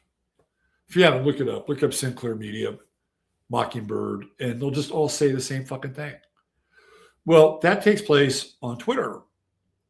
And you will have a cast of characters that are all basically shouting the same message. Who are those cast of characters? Okay, you have mainstream media types who are pro-Trump, in this case. You have non-mainstream media types, people like Benny Johnson and Cat Turd, and we'll throw Laura Loomer in that mix, right? Um, they'll all have the same talking point. Then you have just like other influencers. Like there's this woman who her shit is on my feed all the time. Her name is Julie Donuts. Huge following, right? She's an influencer. She may not have a show, but with the amount of people that are on her feed, she is going to carry the water. She's going to carry the message. So there are a whole host of people on Twitter like that. And their numbers range from 1,500, 2,000 followers to up to 100,000 followers on Twitter. So they were all in lockstep over the last couple of days. And the messaging was communism is bad. It's bad. We don't like communism. And yeah, sure. We'll check the box. We'll check the box. And this, in a lot of ways, has come about because of what happened in New York, where Mamdani and the three Mamdani-backed candidates, all of whom were socialist, are elected, and the AIPAC candidates running against them were defeated. So that is a talking point that this administration is very clear about. So you can say to yourself, well, okay, well, that makes sense, right? We're starting to see this now. And if we don't get a handle on it, it's going to spread like wildfire, and that we will have a communist takeover here. I don't think that the country can go through a wholesale communist, even though we're already a socialist country. Right? Well, that took place when Lyndon Johnson, when Theodore Roosevelt began to create all these various departments, the WPA. It was like sort of the beginnings of socialism, and people were actively accusing Roosevelt as being a socialist, and these were journalists and broadcasters because they had radio back, and Roosevelt didn't care. He was like, why should I be ashamed of the truth? Because he was a socialist. He's Aquarius. It's a hop, a skip, and a jump from Aquarianism to socialism. Remember, when the Bolshevik Revolution happened, Uranus was in Aquarius. So when the American Revolution happened, Pluto was in Aquarius. So Aquarius is revolutionary. Anyway, but on the other hand, right, what are people bitching and complaining about? They're complaining about Israel. Like we don't want AIPAC to be as powerful as it is. We don't want Israel, people are saying this, we don't want Israel to become wedded with the U.S. military so that they are one entity under section 224. I forget, I think that's what it is. It's in this new budget. And a lot of people don't want that. It's like, hey, in the new military budget, guess what? Israel is our buddy. They're our partner. We are joining Israel, and Israel's joining us for intelligence and deployment and all this other shit, right? It's like, oh, hold on a second. We didn't really sign up for that. You guys may want that. We don't really want that. And Israel has never been the recipient of more bad press than today. When I say today, I'm talking about the accumulation, not just something, well, not something that happened today. So there's all that going on. And the public is they're like, the public is over Israel. They're tired of Israel. Why do you think that these three candidates, Mamdani-backed candidates, were successful? Because these are the people on the liberal left who believe in Palestine, who believe in Gaza, who believe in the Palestinian people, and they made a very clear statement. We don't care. We don't care if you're playing the Muezzin 5 times a day, as long as those fucking Israeli candidates don't get in, or those AIPAC-backed candidates don't get in. That's exactly what they did. Right. So instead of the United States and the current administration addressing Israel, which most people are kind of sick of, they're changing the conversation. Right. It reminds me of Don from Mad Men. And one of his famous lines that Peggy seemed to really understand and flipped it on Don at a point in the future was, if you don't like the conversation, then change it. And that's the key to communication. Maybe perhaps not the best communication, but it's also very key and critical to things like public relations, advertising, and marketing. So rarely, if there's something like, for instance, we had this brouhaha with Israel, and then the next we're over in Iran. That is a fundamental example of the conversation being changed. They didn't like the conversation. Let's change it. Okay, let's have a war. Okay, good. It'll be easy, sure. Be just like Venezuela. Got it all set up for you. We have it all set up for you.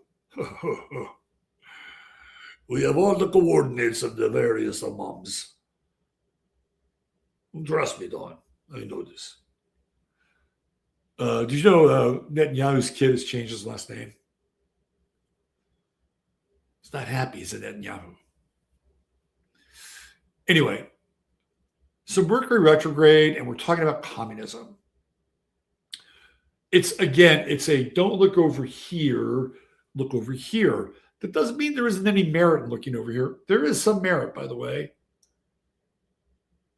But you have to ask yourself, why did it take Trump and his administration to take this long talking about communism? I mean, in 2020, Antifa was on the fucking streets, and they are communist. Now, what brand of communism? Sort it out. Maoist, Leninist, Stalinist. Find your flavor, right? But Trump never once mentioned Antifa. Look it up. Actually, I take that back. He mentioned Antifa twice during that time. Twice.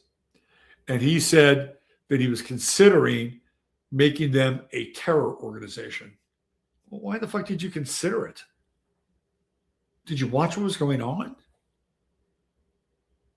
I mean, he's rolling out the executive orders like nobody's fucking business this time around. It's Black Lives Matter he didn't mention, who, by the way, are also really commie socialist. But what he's doing is, and the entire administration has been doing this, and all the influencers, I'll show you. I've got a bunch of bookmarks here where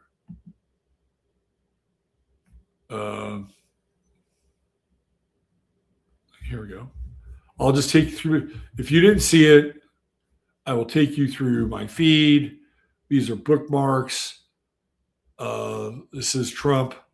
Democratic socialism must be criminalized. Leaders deported. Right. Oh, okay. We got that. It's a FIFA. Let's see. Oh, we got here.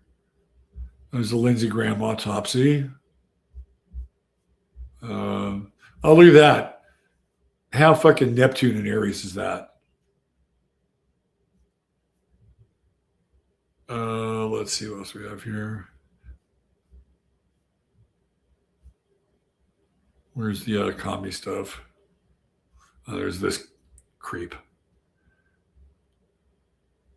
Oh, my bad. It's in the. Hold on a second. Let me go into my profile, hit the replies. There we go. There's Lindsey Graham. There's the thumbnail. Have you guys seen this? I guess the guy's okay. Have you guys seen this? Here, we'll take a little nature break here.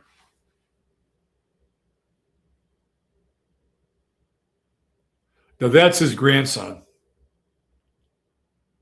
That's Bison. He's feeling his oats, man. Look at him. Springtime, a lot of testosterone. Now, I think he's pissed at that truck. And all of a sudden, he's like, all right, truck's gone. Let me hunt down these interlopers.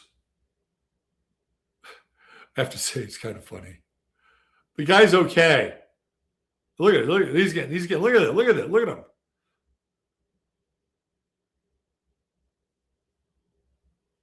Uh-oh.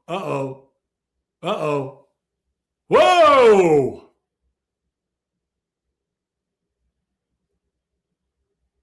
And the bison's like, come on, get up, you son of a bitch, get up. So you do a little slow motion. The guy's okay. I have to say,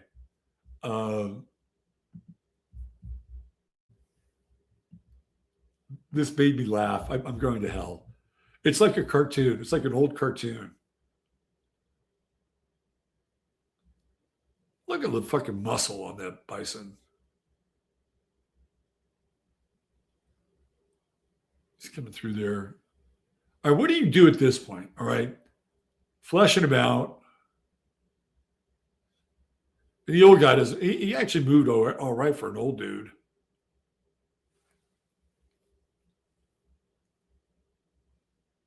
But he's got nowhere to run to, ultimately.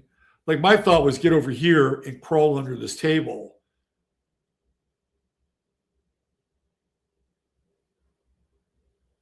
And he's like, okay, maybe if I hide over here, you just won't see me. Maybe I'll just hide over here. And then the bison's like, no, buddy, I got you. I can smell you. Let me just sharpen my horns a little on this bark. Okay, here I come.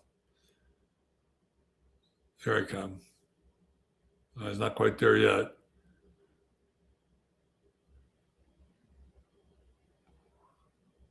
Here he goes. This car should just hit him.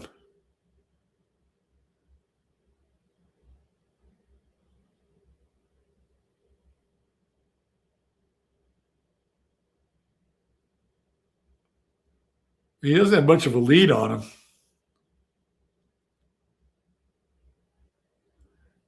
Look at the bison close that gap. Where's he going to go anyway? Whoa!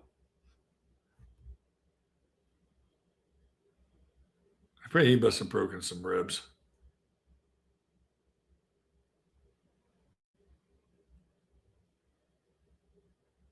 Where would you have gone? Like, would you climb a tree or something? Get behind this car? Anyway, the memes for this have been fast and furious. Let's go back here. This is the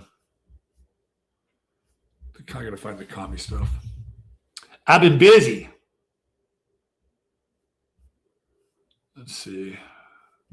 Here we go. You can be a communist or a patriot, but you cannot be both. All right. So this was the original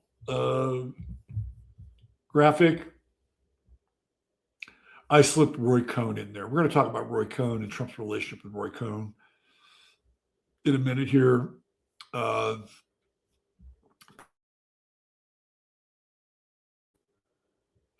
Let's see. Here you go. Even Randy Quaid. He must be on payroll. You can't be an American if you're a communist. It's oil and water. Summoning the communists from America's past. And now we have an actor playing the role of Hollywood and the anti-Red Scare.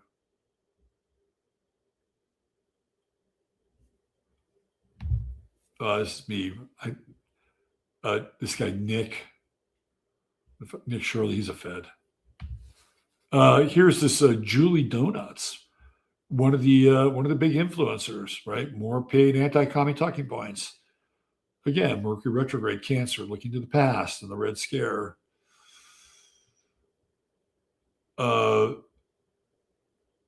Just-in foreigners can now be formally denied a green card by Marco Rubio if they go full pro-Palestine and Hamas, or if they desecrate the U.S. flag. So you desecrate the U.S. flag, it's not against the law. Leo Terrell, may I help kick out the Jew hatred? This guy collects a salary for just, being the anti-Jew police.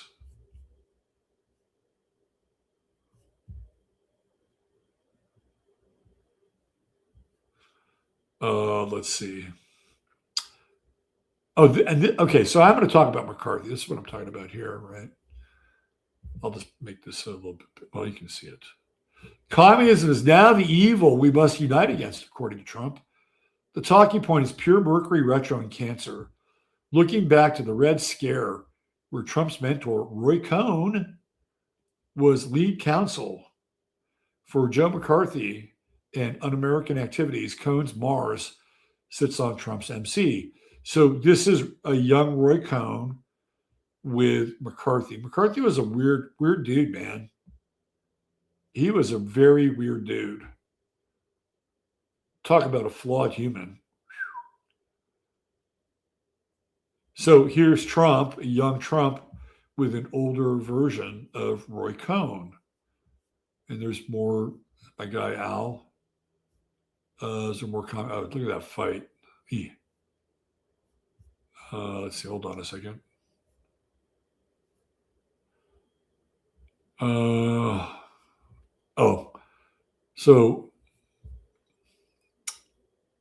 So Trump says, if you know what a race car driver is? 1/10 of 1%. A bull rider, that looks pretty dangerous to me. It's 1/10 of 1%. No, it's 5.2% is you don't make it. You should have told me. You're an excellent reporter. You should have told me that years ago. Maybe I wouldn't have run. It's a very dangerous profession.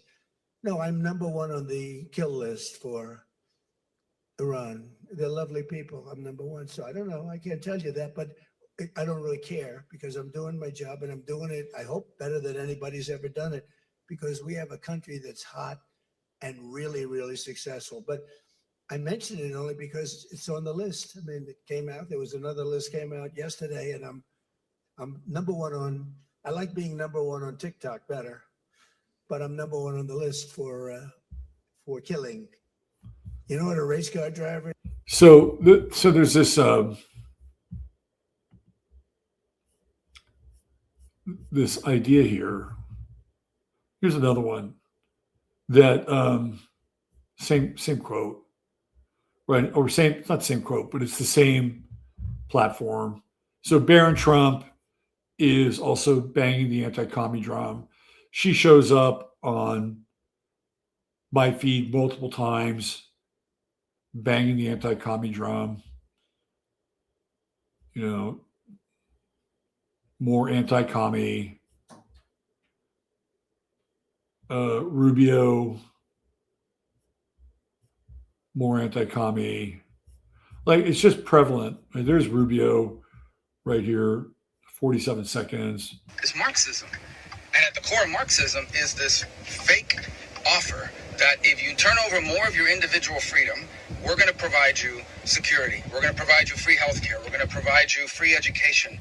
But the problem is that when they can't deliver on it, or when you're not happy with it, you don't get your freedoms back. And by freedoms, I don't just mean elections. I'm talking about the right to choose your own doctor, the right to make healthcare decisions for yourself, what your kids learn in school, what schools they go to. All that stuff you lose control over, and you don't get it back just because the security they promised you didn't happen. So that's what we're on the verge of having to decide here in this country. So this is the main talking point for the last 2 days, 3 days, maybe max.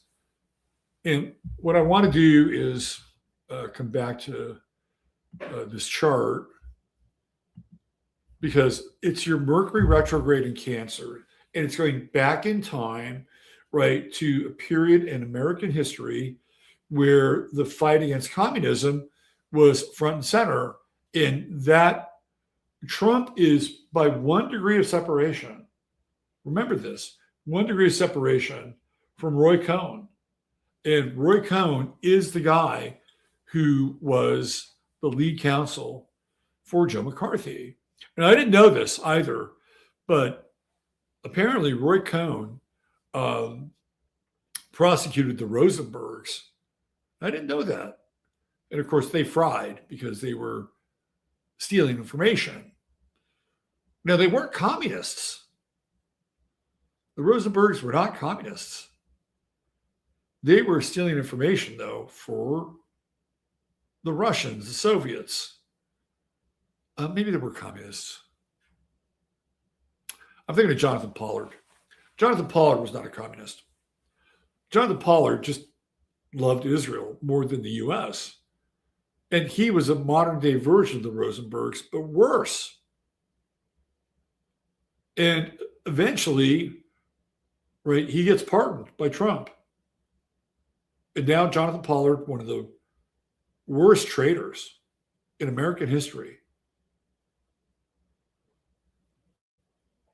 just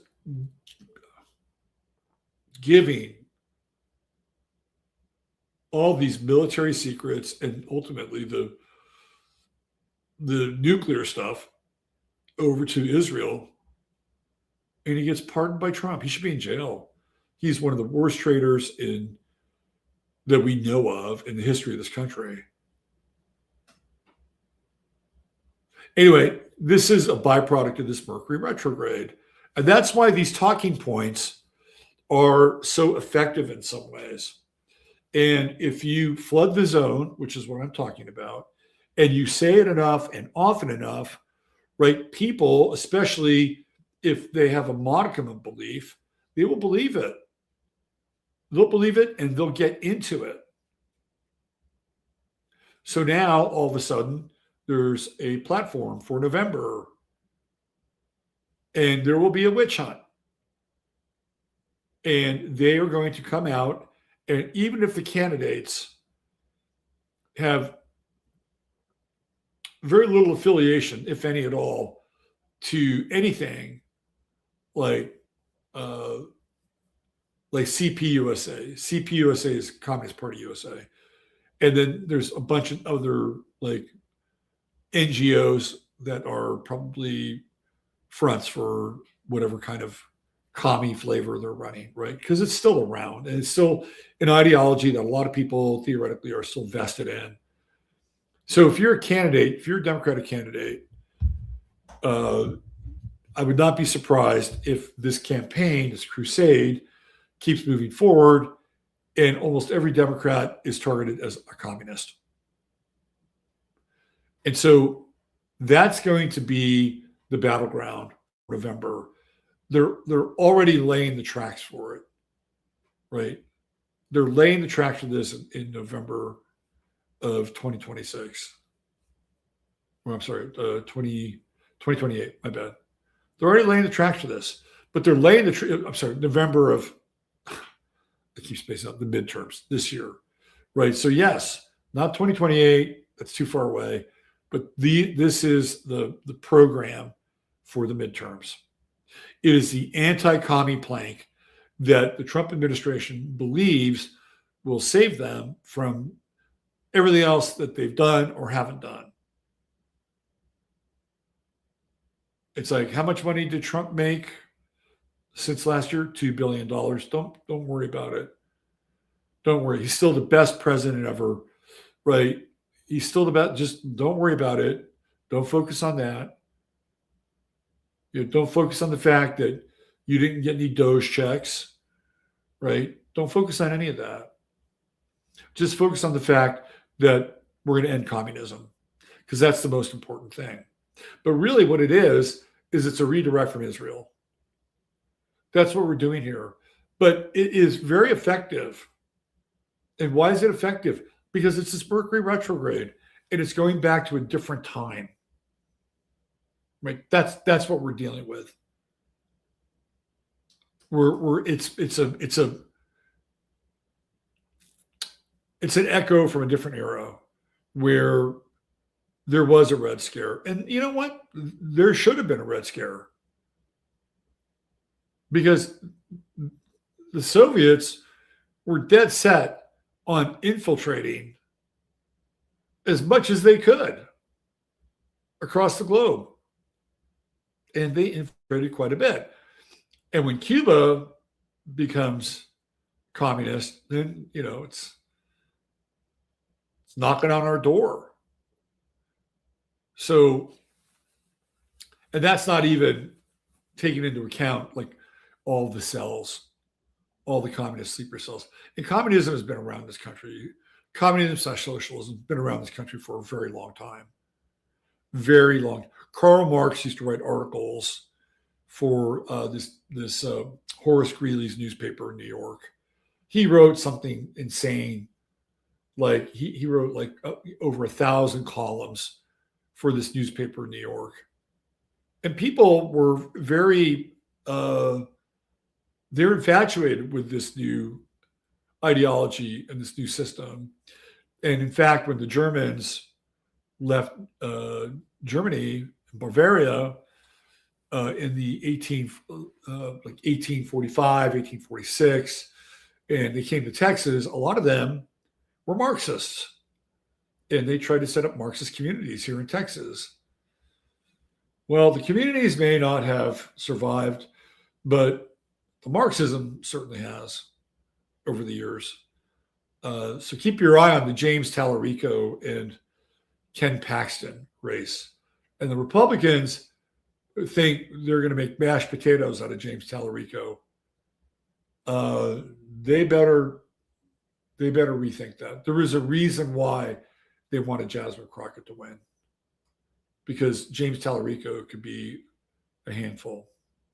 Anyway, I just think it's really interesting that, that's what we're talking about. And I'll tell you what else is interesting about this Mercury retrograde is all this shit with the World Cup,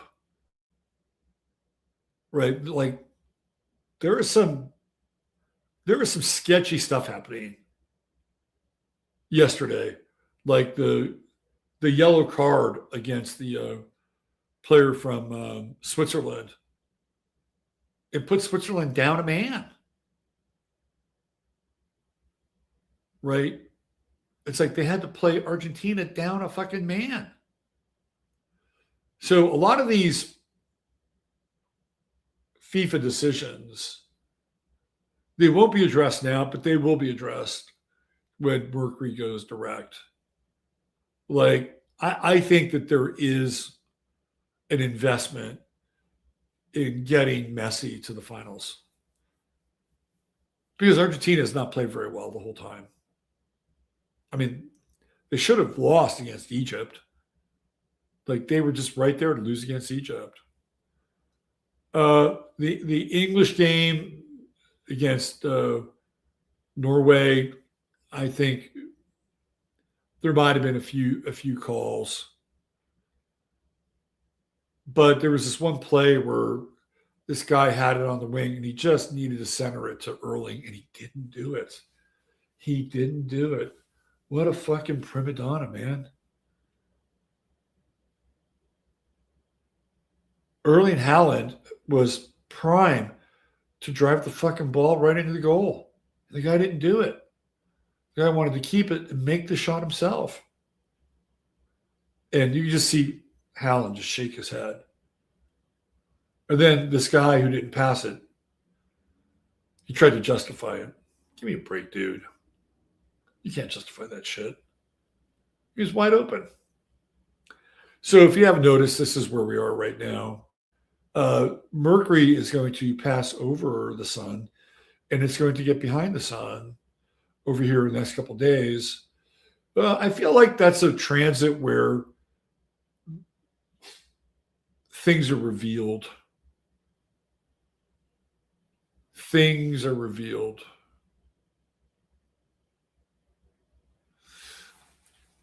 What are we talking about here?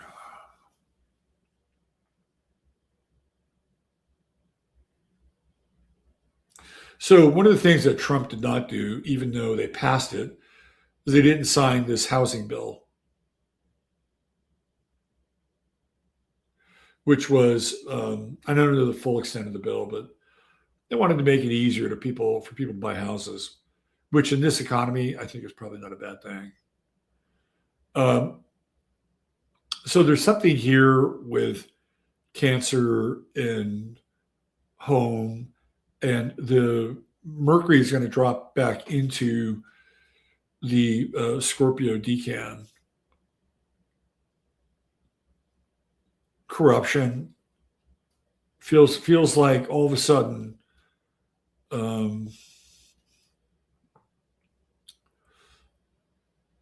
it doesn't feel like a whistleblower, but it feels like something that's been there all along. Like it's been there all along. It's been right under our noses. Here's how I equate this transit, this retrograde. Think of a tide that is high. And when it's high, it brings contents with it from the sea. And the contents will find a home on the beach. And then the tide will go out, and it's what's left, it's what's revealed that is interesting, right? And that's when you have your beachcombers go out and they see whether it's shells or whatever kind of flotsam has been brought in by the high tide. This is what I'm talking about. It's something that's been there for a while. It's been under everybody's nose, and Mercury goes retrograde. It goes past the sun. It's like the tide going out. It's like, oh shit, look at this. Right? We've been staring at it this whole time. We didn't even know it was there. That's what it feels like on a collective level, right? Something is revealed.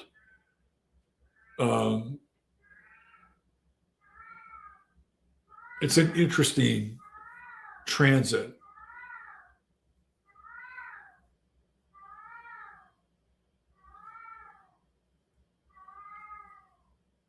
Just keep your eye out for that, right? Keep your eye out 3 to 4 days out. It is the tide going out effect. And when it goes out, it's already been there.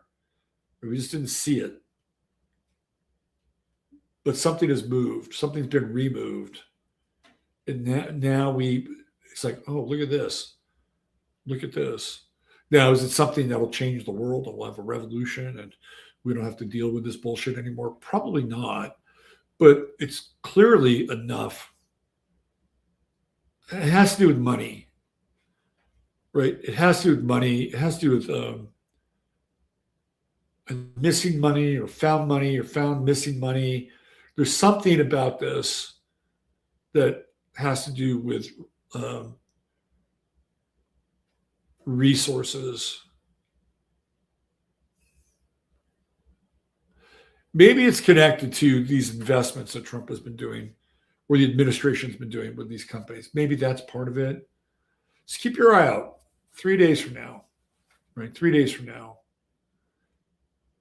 The sun will be less protected than it is, although it'll start to move into conjunction with Jupiter.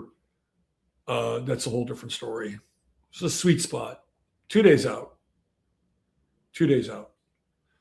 So that'll be what? Tuesday. We'll revisit this Tuesday, Wednesday on the weather.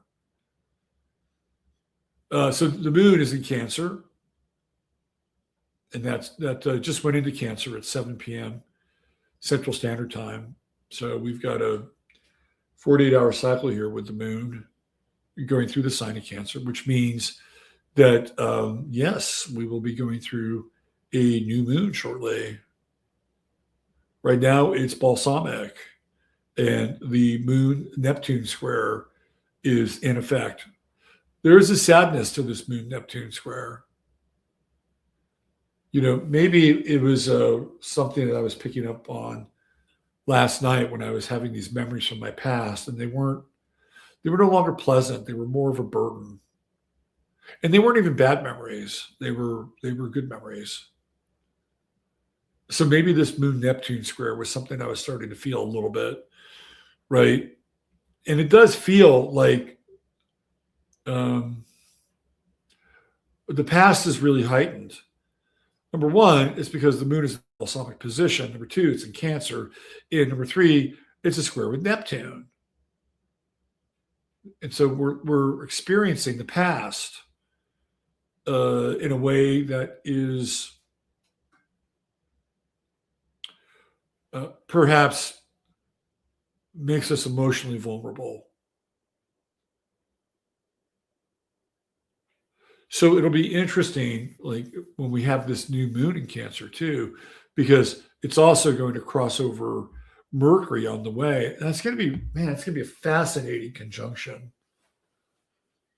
Fascinating conjunction.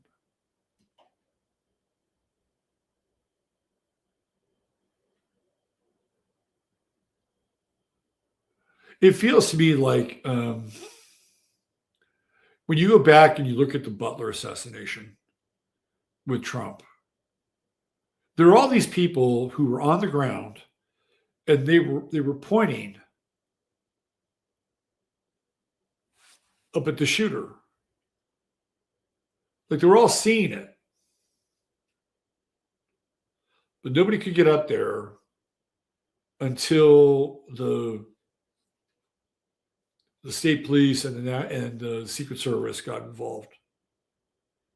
That's what this is like, right? So Mercury reverses course, comes back over the sun.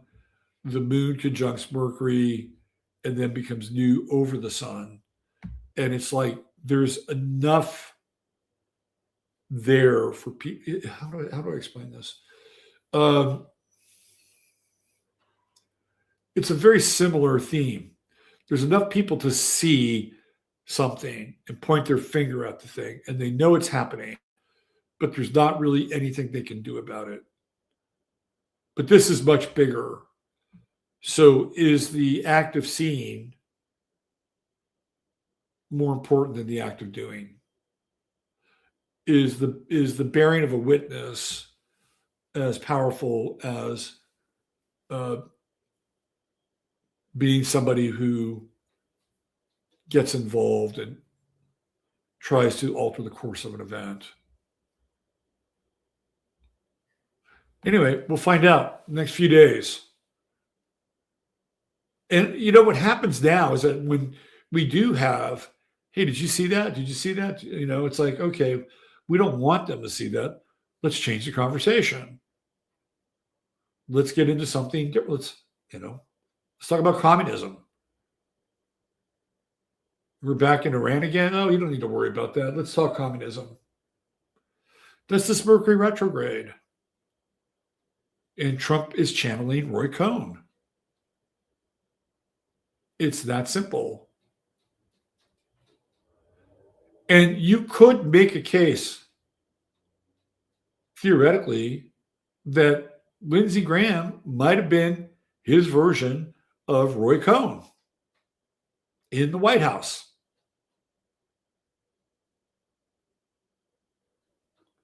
I don't think it's too much of a stretch, particularly if Lindsey Graham was showing Trump all that loyalty.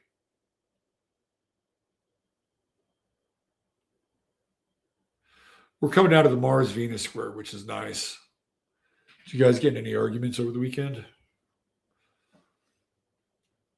I know there were a lot of tempers in Kansas City, Miami last night.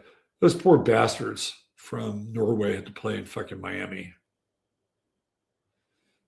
And they're a mostly Norwegian team. They got a few guys like that are not Norwegian, if you know what I mean. Unlike England made a lot of smart substitutions. England started the English, what do you call him? Coach? I don't think you call him coach, manager. The English manager brought in the brothers. That's what he did. It's fucking hot. It's Miami, right? We got to bring in these guys. They're good. They're good in this weather. Their parents from Jamaica. They're all good. Grandparents from Jamaica. They're good. And they're young. And those are the guys that actually turned the tide. They had more energy. And they played well in a hot, humid environment. And the Norwegians, poor bastards. For them to play well, they would have had to play in Skagway, Alaska, or someplace like that. I don't know. I don't know if there was an option. Because it's hot everywhere in the U.S. So Venus is in Virgo. We talked about that last week. And, it's just a picky Venus. Straight out, we got a Venus moon sextile, which is nice. So maybe that's helping me tonight. I'm able to communicate with you on an emotional level and also connect the dots through Virgo. That would be ideal. We have a bit of a yod here with Pluto, Neptune.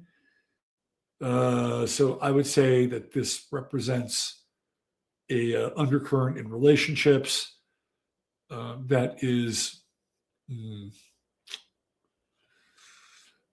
over the course of the next 48 hours needs to be resolved. And what is the undercurrent? What's fair and what's not fair? Don't be surprised if people come to you and say, you know what? I feel like I give a lot more than you do. Or maybe you feel the same way. Maybe you give a lot more than your friends or your partners. That is not uncommon for this yod, right? And the inconjunct with Pluto is that you can't hold it back any longer, or they can't hold it back any longer. And it's like, I have to speak up, right? I have to say my piece. And it comes out of nowhere. It's okay. It's only for the next, 3 days. Next 3 days. But also it can be resolvable. It can be resolvable. I think we're still going to be in that Venus-Mars square because Venus is moving a little bit faster than Mars. So that's tension, that's friction. I think the best part of this transit right now is the Venus-Moon sextile. So if there's anybody you think that is going to get on your case for you not being as giving or as generous or as kind or whatever, fill in the blank, this is to be a preemptive moment. Tell everybody that you love them and care about them. And it's going to be the one person that you left off the list that's going to come with the beef. But seriously, even if you weren't that strategic, it's a very good time to do it. And to take stock of the people in your, it's really important to do that, right? Because we are each other's keepers. Okay, let's take a quick look here. I promised some Israel action and I promised some Iran action. I'm not going to spend a whole lot of time because I could take about 10 minutes for each, if that. I did this I think Friday, on the Friday show, if I'm not mistaken. Thursday. I did this on Thursday. So this is Israel's chart right here. And what we see here is Jupiter beginning to move into Israel's 10th house. First stop the moon right? And then shortly thereafter, Pluto, and then Saturn. In the meantime, we have the South Node coming from the other direction. First stop is Mars. That is not a good transit. That is not a good transit. And being that I was the recipient of a transiting Mars, transiting South Node transit in my 10th house, and my energy just went to shit, and wound up, nearly going to the hospital. I can attest to South Node Mars transits that there is a there, right? And it's like, okay, well, when Israel started off on May 14th, 1948, we had Mars and Leo, a great placement for Mars, conjunct the Regulus. But it's like, okay, well, we're going to carve out, our piece of the world here. Very Mars pioneering, Leo. Like, not only are we going to carve it out, we own this fucking place. It's very Leo. And there was a time where I think that was unquestioned in a lot of ways. And even though this country tends to be the aggressor in all things Middle East, I also believe that they're starting to get exposed. And it's not because they're weak. They may have all kinds of crazy black ops weapons, like exploding pagers, exploding cell phones. Who the fuck knows, right? I'm sure they're plenty strong in that category. But what the South Node represents here is perhaps the misuse and the abuse of Mars. And in this case with Leo, being that there's nobody to answer to.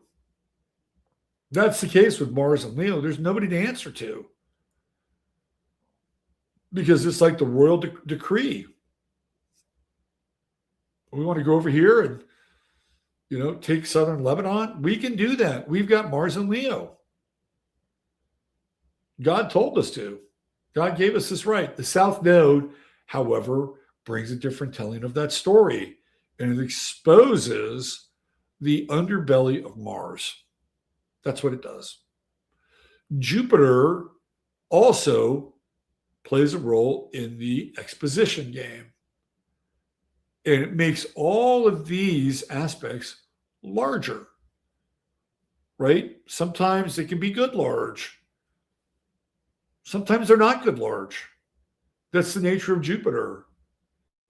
So this is an accumulation of the last time Jupiter was here, which was the year 2014, 12-year cycle. But this is a very, very different 12-year cycle, or very different ingress of Jupiter. Very different. And we can follow this all the way out until like November. And I could see that Israel would be very, very close to taking a very significant risk in November, late November, which I do not think works out well for them. Even though their astrologers will tell them, hey, you got a Jupiter-Jupiter trine. Well, yeah, but you also have a Jupiter-Sun square. Right? That doesn't work real well. And the Jupiter conjunction with Mars feels like it's a massive overreach. So I think that Israel has some problematic issues here. Right? And also, what's interesting is they talk about this 80-year curse. Well, if you look at, the 80-year curse is that anything that was established that had some kind of Jewish element to it. And by the way, Ehud Barak talks about this. And one of the examples he brings up is actually the start of the Soviet Union, which was created by mostly Ashkenazi Jews. Although I believe Stalin was not Jewish and Lenin was half Jewish. And I think his mother may not have been Jewish, but his father had the last name of Bronstein. So technically he's not, but he kind of is, right? So Ehud Barak was talking about that. And it didn't last 80 years. And if I'm not mistaken, I could be completely wrong. But if there is such a thing as Solomon's Temple, I think it also falls into that 80-year category, that it didn't last 80 years. So here we are, we're coming up on the 80-year cycle of Israel, which coincides with the Pluto-Pluto opposition. And we know what that Pluto-Pluto opposition is in the natal chart, right? If you get through the Pluto opposition, you'll live as a human another 15 years, maybe 20 years. And keep in mind, Pluto is in Israel's fourth house. Hello? We're talking about destruction, transformation. I mean, ultimately, I do not think that this transit bodes well for Israel. I don't. Does not bode well.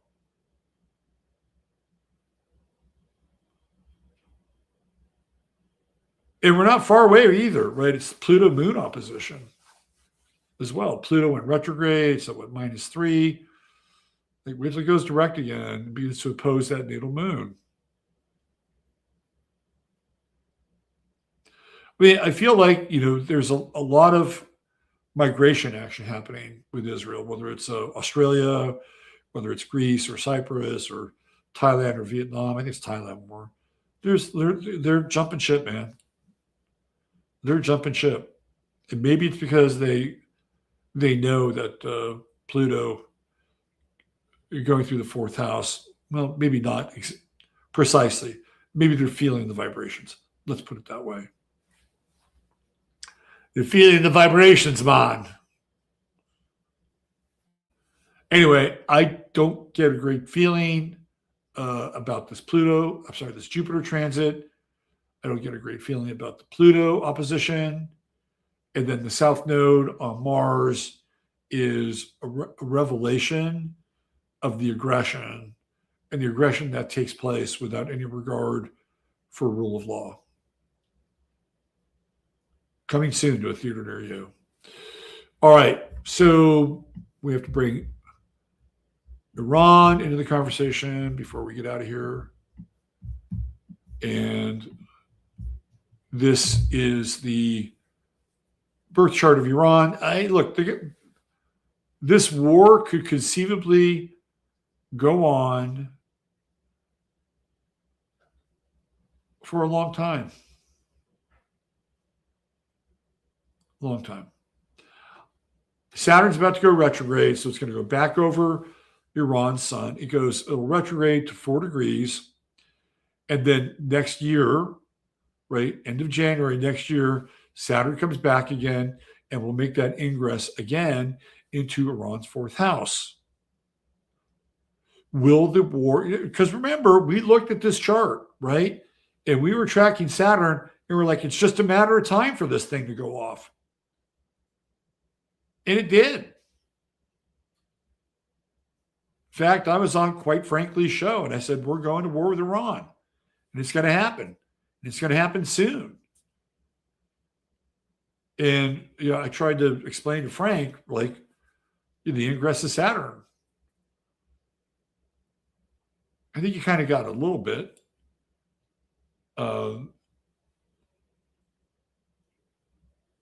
Well, I think you got enough. I'll be back on the show hopefully soon. We've been going back and forth with trying to figure out a topic, but yeah, I think he understood. I think he got it right.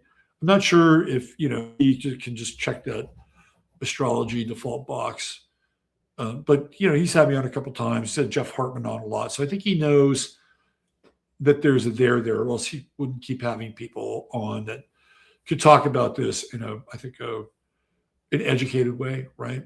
Anyway, I basically told him on the show, like, it's going to happen. And it did.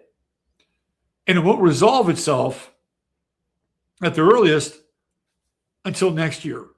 Now, am I limiting the possibility for a miracle?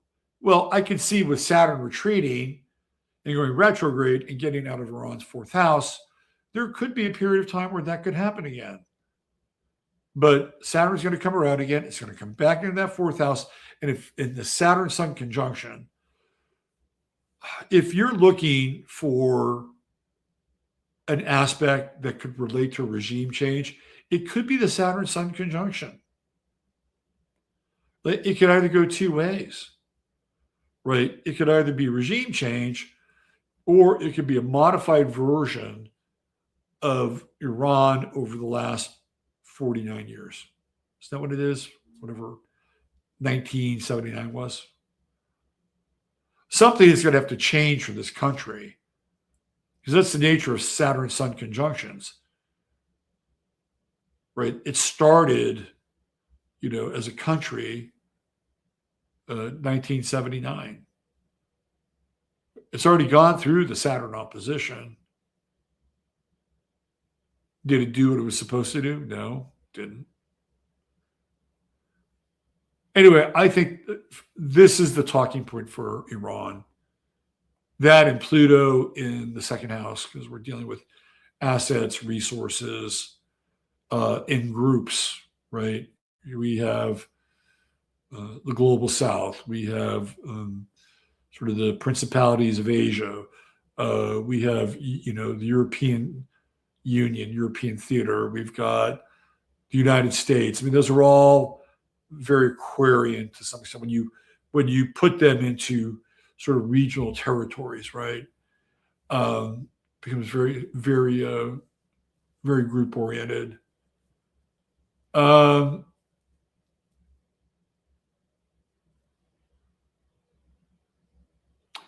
of the things about Iran also that's been speculated is it's not just about regime change, but it's about currency change as well. And I've brought this up on other shows, that there's a network in Iran that is tied to credit swaps.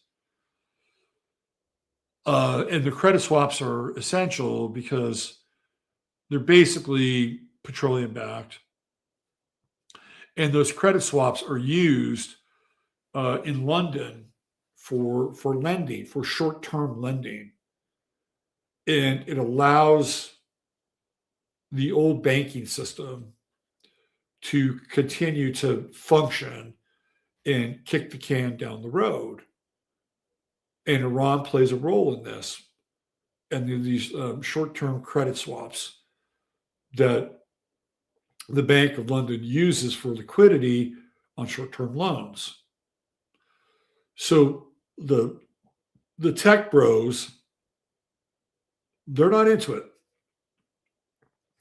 right? They're kind of over the fiat money system and the people who have essentially been the overlords of the fiat money system.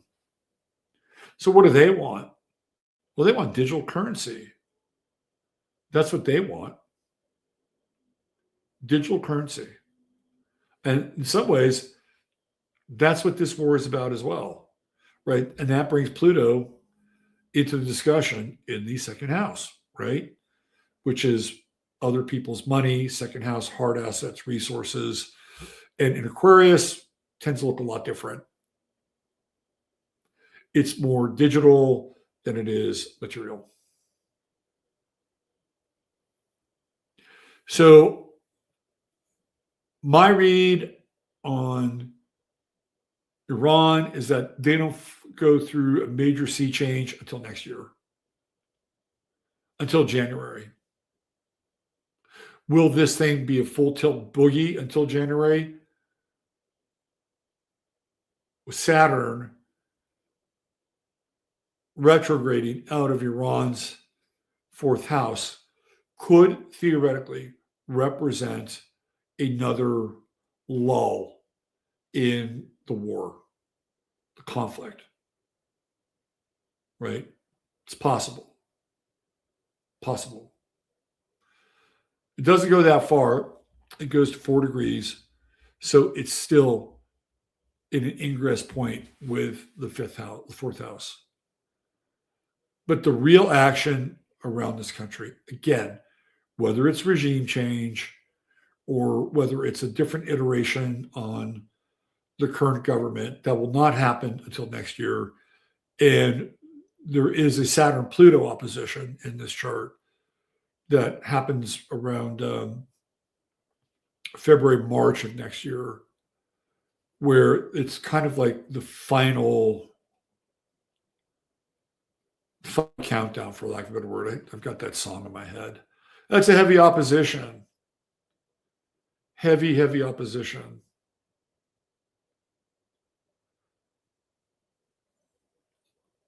Will Iran last? It's a good question. So it's either one way or the other. It's either no, it doesn't last because of the Saturn-Sun conjunction and then the Saturn-Pluto opposition, or it does last and it becomes stronger. That's it. That's it. And will there continue to be a war there? Yes. I don't think the war stops until Saturn finally clears the Aries sun. All right. That's it. We did it. We did it. All right. Thanks for being here. I know I didn't activate or interact with chat very much, but I'm sure you guys were able to take care of yourselves. Interviews, best chat on the internet, hands down, bar none. Okay, so don't forget locals tomorrow night. I think maybe around 7 Central Time.